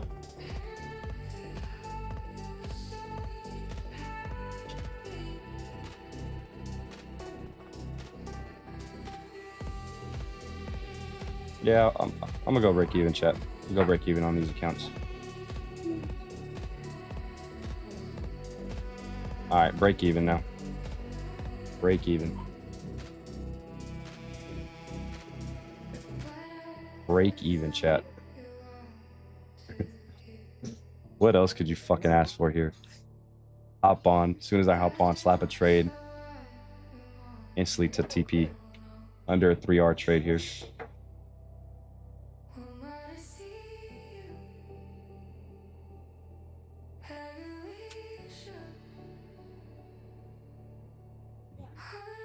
Ooh, Lomeli with a break even, my guy. Once in a million, perfect. Hell yeah, my guy.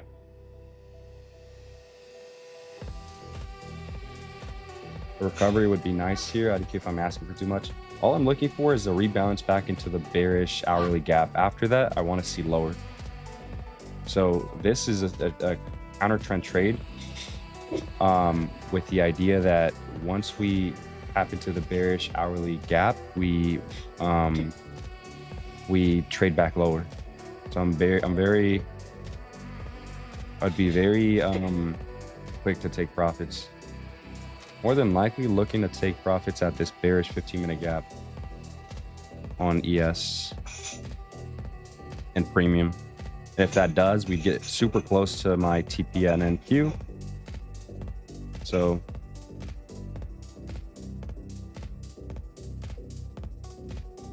yeah, literally like one more push on NQ and I'm out on these accounts. Again, only trading on evals today. The airport.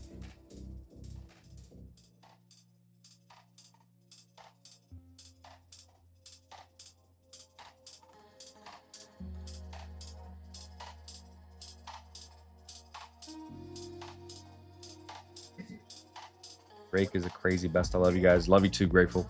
My guy. Yeah, after that 30,100 level, I'd want to see a dump into the last hour. So we'll see what we get. Essentially one more pop chat and I'm out for about a little bit over 2R. One more pump and I'm all out, chat.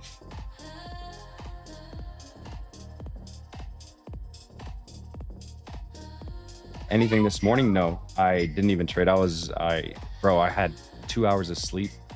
I'm currently in my layover here in San Diego, but I had 2 hours of sleep, shitty fucking sleep, and I didn't even trade in the morning. I was literally watching Jake's full stream at the lounge at SFO, and doing that while eating my breakfast. Damn, my city, Sam Cena, my guy. Yeah, I'm in your city. Saw me in the yeah, I was in the stream. I was literally just I listened to the whole thing while eating my breakfast and sipping on some coffee. Yeah, it's literally the first stream that I fully watch from beginning to end. I was vibing. So yeah, let's see what we get. What a banger entry, not gonna lie. You take anything today, Polar Bear? Jared? Adrian, same goes to you. You take anything? All right, as soon as ES takes out that 804 level, I'll probably take it. It'd be premium of the range on ES, and we'd be pretty close to full TP on NQ.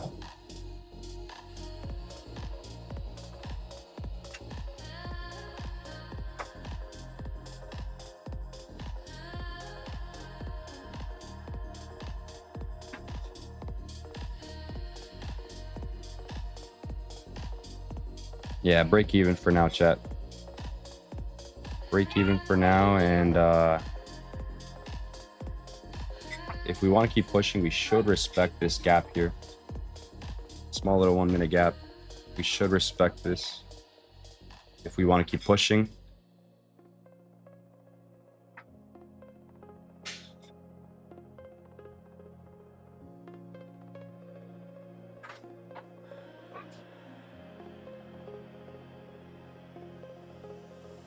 More importantly, that order block.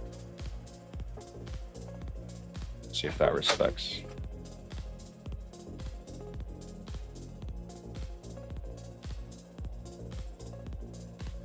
See if that respects.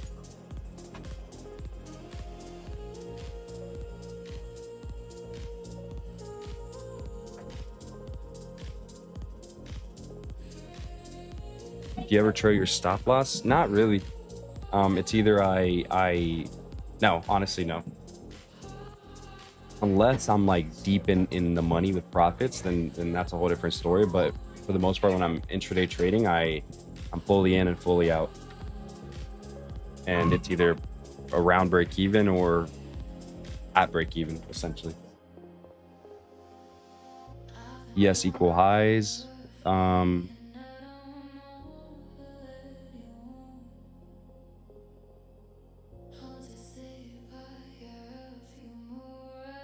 should probably preface by saying that DGen.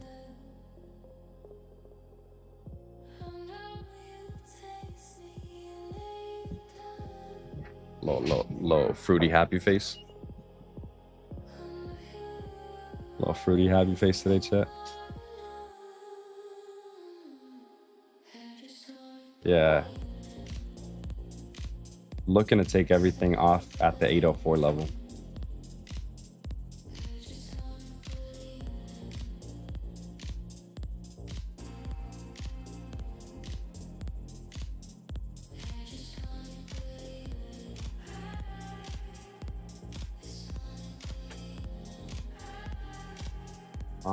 I top tick shorts and Q today. Trade SMW. People in my ear, that's me though.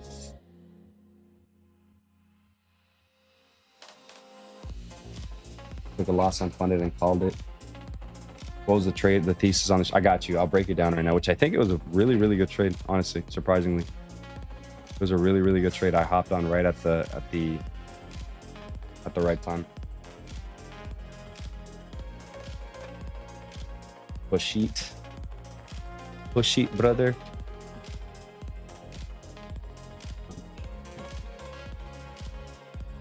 How is everyone doing, man? How's everyone fucking doing? Man, it feels tough holding my normal self back, but I gotta keep it tamed. Gotta keep it professional, as I am in a public setting. I wasn't able to find a private room. Yeah, when I say I was running from lounge to lounge, I was running from lounge to lounge, and I just fucking made. On top of that, my flight got delayed at San Francisco, so that didn't help.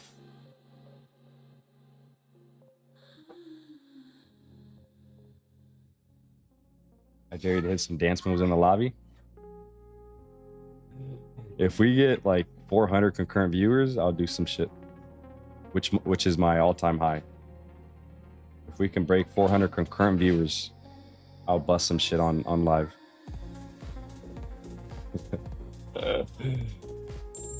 All right, ES broke. ES broke. I want to see if NQ can push. Fingers on the trigger for these orders.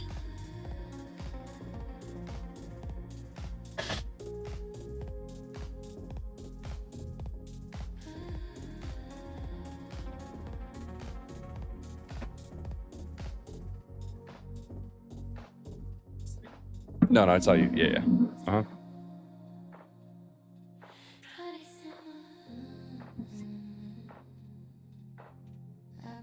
No, it's there. Yeah, fingers on the trigger, Shep. Kind of holding. Want to see if we hold around that level, I'm going to let it ride. Otherwise, I'm all out.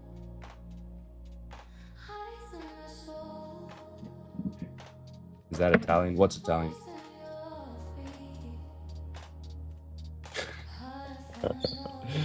All right, I'm taking that. Order filled. I'm taking that. I'm taking that. All out, chat. All out.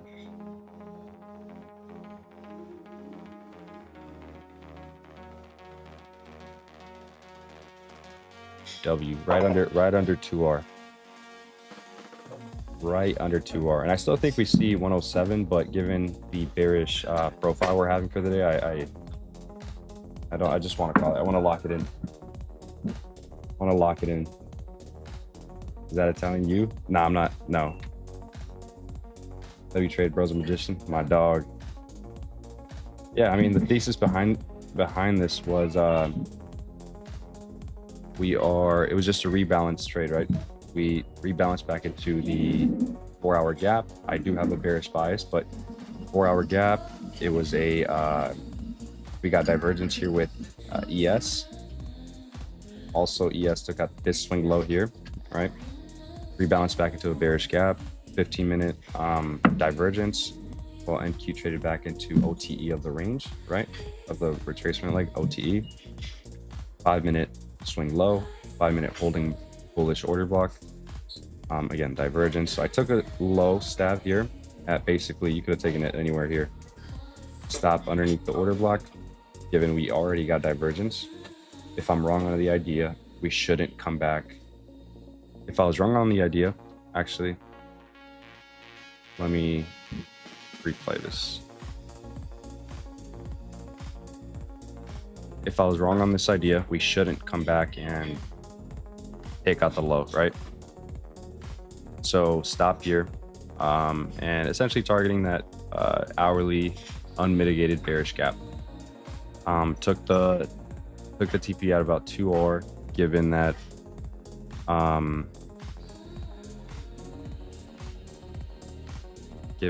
ES, again, we're delivering bearish on higher time frames, but given that ES tapped into the premium of the range, meaning a bearish 15-minute gap, we tapped into it, and that's where we're curling at right now. So it was a counter trend trade, but everything fit, right? We had a higher time frame 4-hour gap, hourly swing low, divergence, OTE, protected low, and obvious swing high rebalance, right? So for that person who asked what thesis was, that's what it was. Eat a banana. Can't eat a banana our way, eh?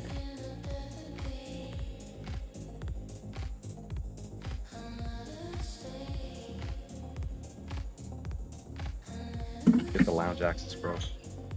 I do. It was just fucking packed.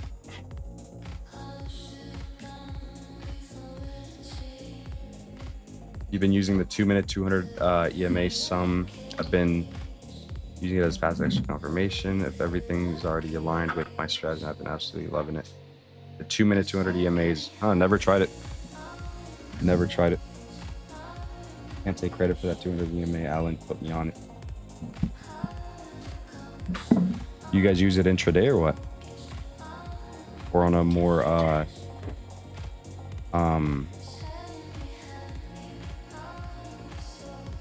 higher time frame approach?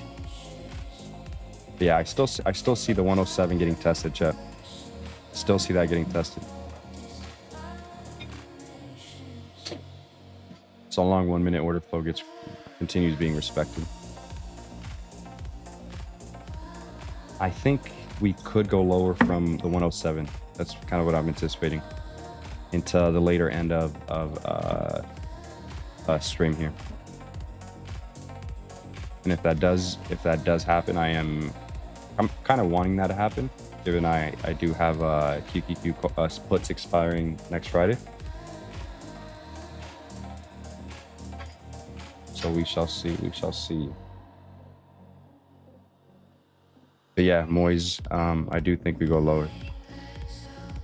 But only if my normal strat is already set up. Got you, got you. Is it a trade? Is it a good trade though? To be taking a short while fully being inside a 4 hour. It all depends on context, right? Context for me, like I mentioned, I was in, I don't know if you've been in my streams the last couple of weeks, but I was in SPY calls. I took my exit last Wednesday and I took my QQQ calls yesterday, right? Given we are at a higher time frame area of interest, so for me were these relative equal highs in premium of the range on the higher time frame, right? Premium of the range after delivering from a monthly gap, weekly gap. So at that point, I'm anticipating price, if the weekly bar can close under last week's bar, I would anticipate us getting a pullback at least into the weekly gap entry at the 533 level. So if that's the case, right, I would anticipate this bullish 4 hour gap to get inverted, right? And if that does get inverted, right, I would see these lows and maybe perhaps even these lows. That's kind of where this whole trade idea is coming from. A higher time frame area of interest, divergence with ES struggling to break past all-time high once again.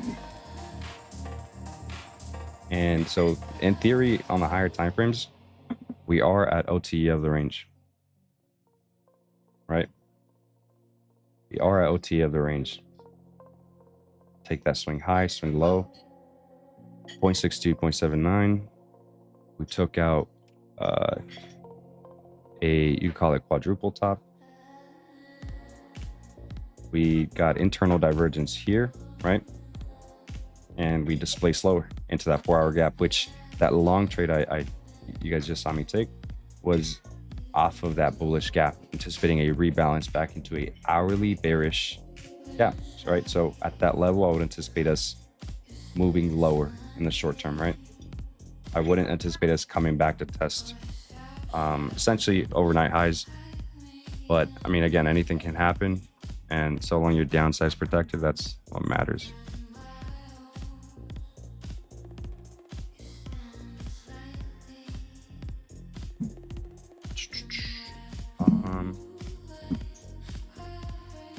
Normally, that's not a good trade. Every situation is different, though, and every trading day is different. I wouldn't say bearish in the short term. I'm still bullish on the overall higher time frames, but bearish in the sense that I would anticipate a pullback into that 533.50 level, right? So not necessarily bearish, but a pullback, right? To then potentially trade us back into all-time highs, right? That's all I mean. I'm not saying I'm bearish. I'm just anticipating a move down into that level on the higher time frames, which would make me bearish in the coming days, not necessarily weeks. What's up, bro? Glad you got some. Bro, absolutely. Good fucking call. I woke up this morning, I'm like, yeah, glad I got out those QQQ calls yesterday. Given that they expired today, right? They would have been essentially worthless. So fucking very happy. I did enter 725 puts expiring next Friday yesterday.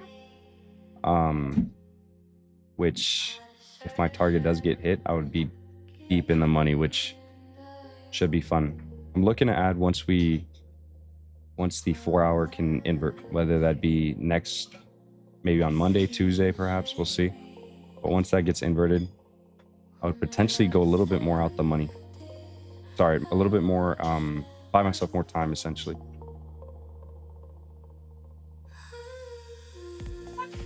But yeah, one for one so far today.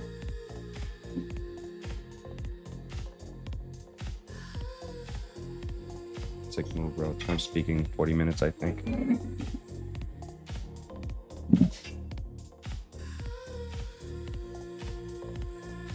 I go back and forth, Moise. Back and forth between both. Lately, I've been experimenting heavy on one account as of the last like 2 months, but it's back and forth.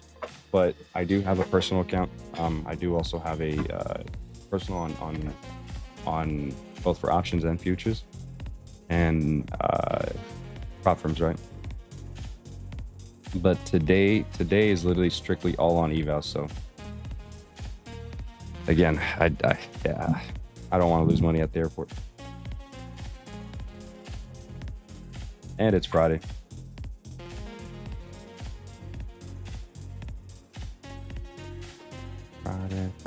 Friday, it's Friday.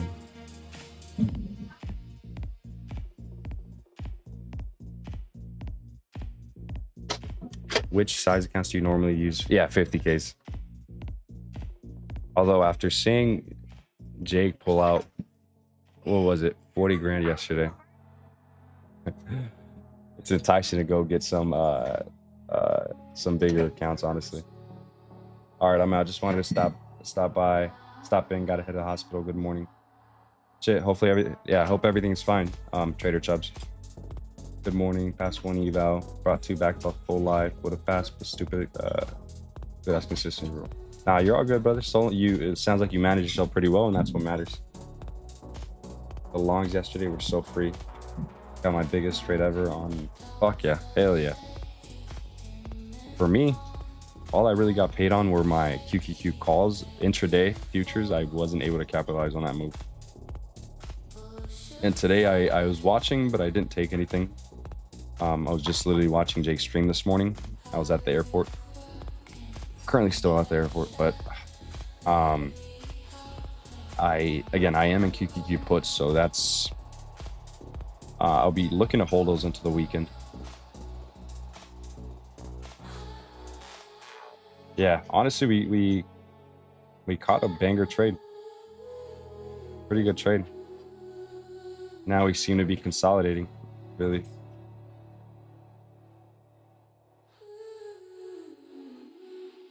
Banger fucking trade.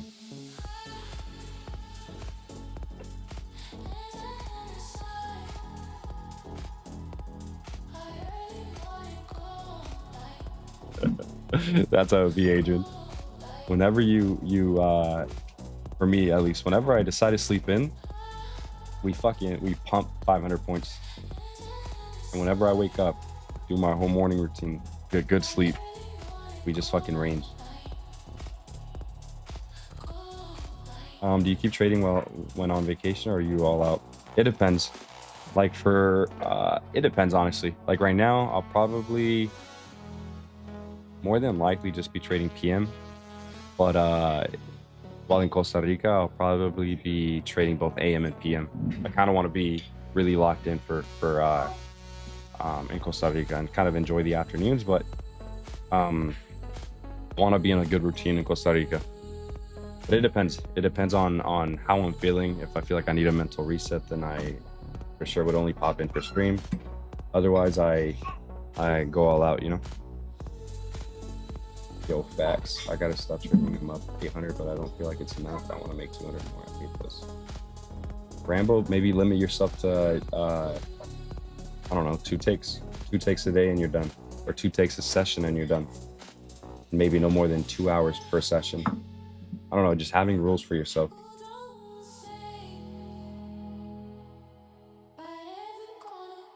Brother Alex, absolutely, bro. Abso-fucking-lutely. I was there when was it? April, but now literally just got a one-way.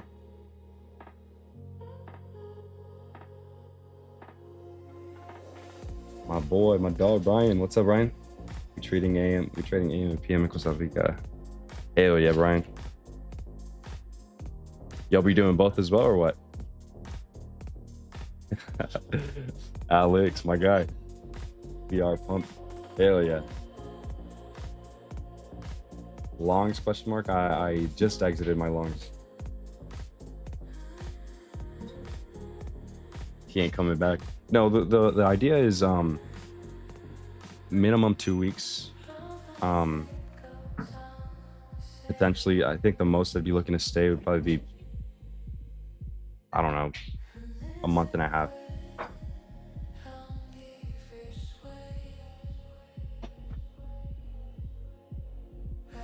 You bringing your brother and your girl this time? Yeah. Well, initially, this was the plan. Initially, was just going to be me. It was just essentially a work trip.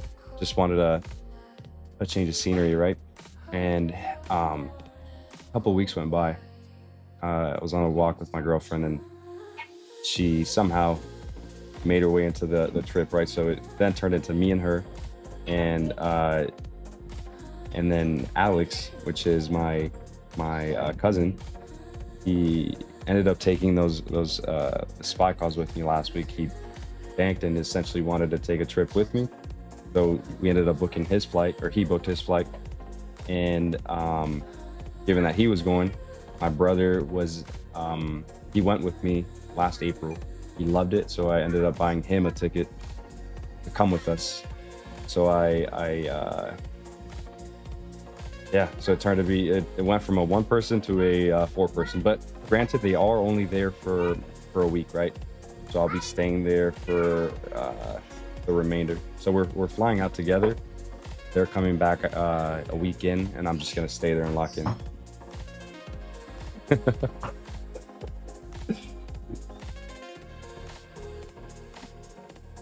Adrian, I was looking into that. I don't know how. It's funny. I was talking to Jake about this yesterday, about the whole tax system and everything, and I was looking into Costa Rica, and I guess they do have taxes. It's much lower though than it's higher than Puerto Rico, but it's much lower than anywhere here in the States for sure.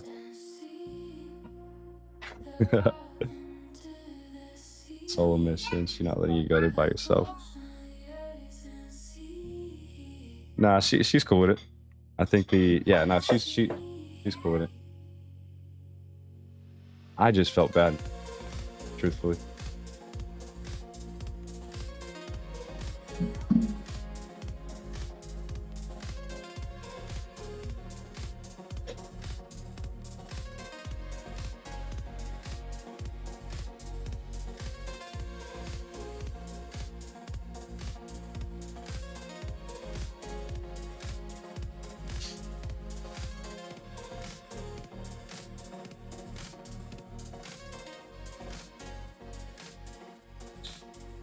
There we go. Yeah, that's why I think it is important when you are counter trend to take what you can get, essentially, which was good on my end. You taking any more trades? Waiting, honestly, perhaps more than likely not. I would look to hop off stream here in the next 10 or so minutes, 10-15 minutes, just given I do have a flight to catch. So yeah, it's unfortunately gonna be a short stream today. Ultimate goal of project, there should be 2 compounds, one in Puerto Rico, one in Costa Rica, where all the OG homies from this can come and trade and vacation together and learn. Honestly, Adam, long-term vision, that wouldn't be a bad idea. And trust me, Jake isn't opposed to this either. At all. I think it's just step by step, you know, getting first and foremost this whole project up and running, right? Meaning getting it to the numbers we want to get it to. You're a good dude, I believe you should trust you. Yeah. I'm all good. I hope so. It's like that Kodak meme. I hope so.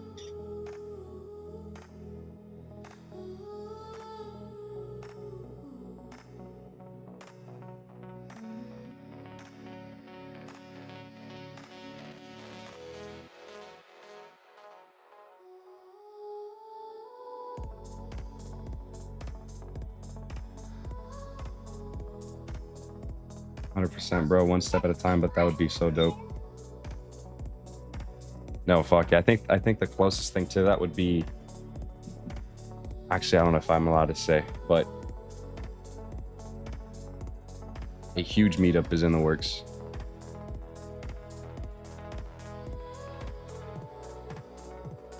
I think that would be the closest to that currently. Bro, flight or not, my man's not missing streams. Love that work ethic, brother. Brother Alex, I was literally, yeah, it's difficult finding setups, but I guess I found a spot.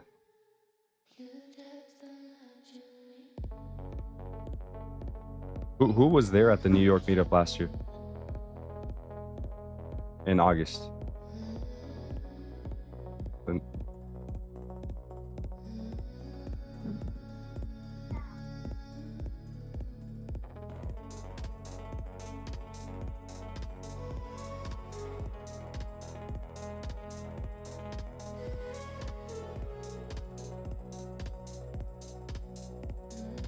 Still playing you about the Delta Club thing?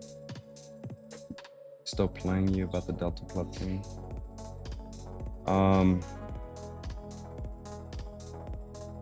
Delta. What are you talking about, Alex?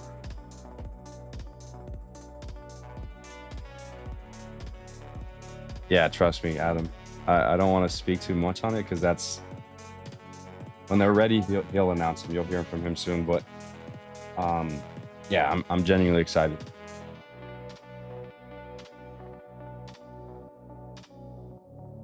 Oh fuck yeah! I was I've never been at this airport before, at least I think. But yeah, I tried 2 different lounges. I went to the Chase Sapphire one, and that one was I just couldn't find a spot. It was packed, and it was everywhere I would sit. There was people next to me. There were kids running, and yeah, and then yeah, even outside it was chaotic today. And on top of that, I was kind of running late, so it didn't help. Also, on top of that, my flight from SFO got delayed a bit, so we made it happen though. That's what matters. Made it happen, popped on, and yeah, can't miss. The only day I am gonna miss will be on Tuesday, unfortunately. So Tuesday I would unfortunately have to miss, just given I'll be on a flight. But other than that, I will be on.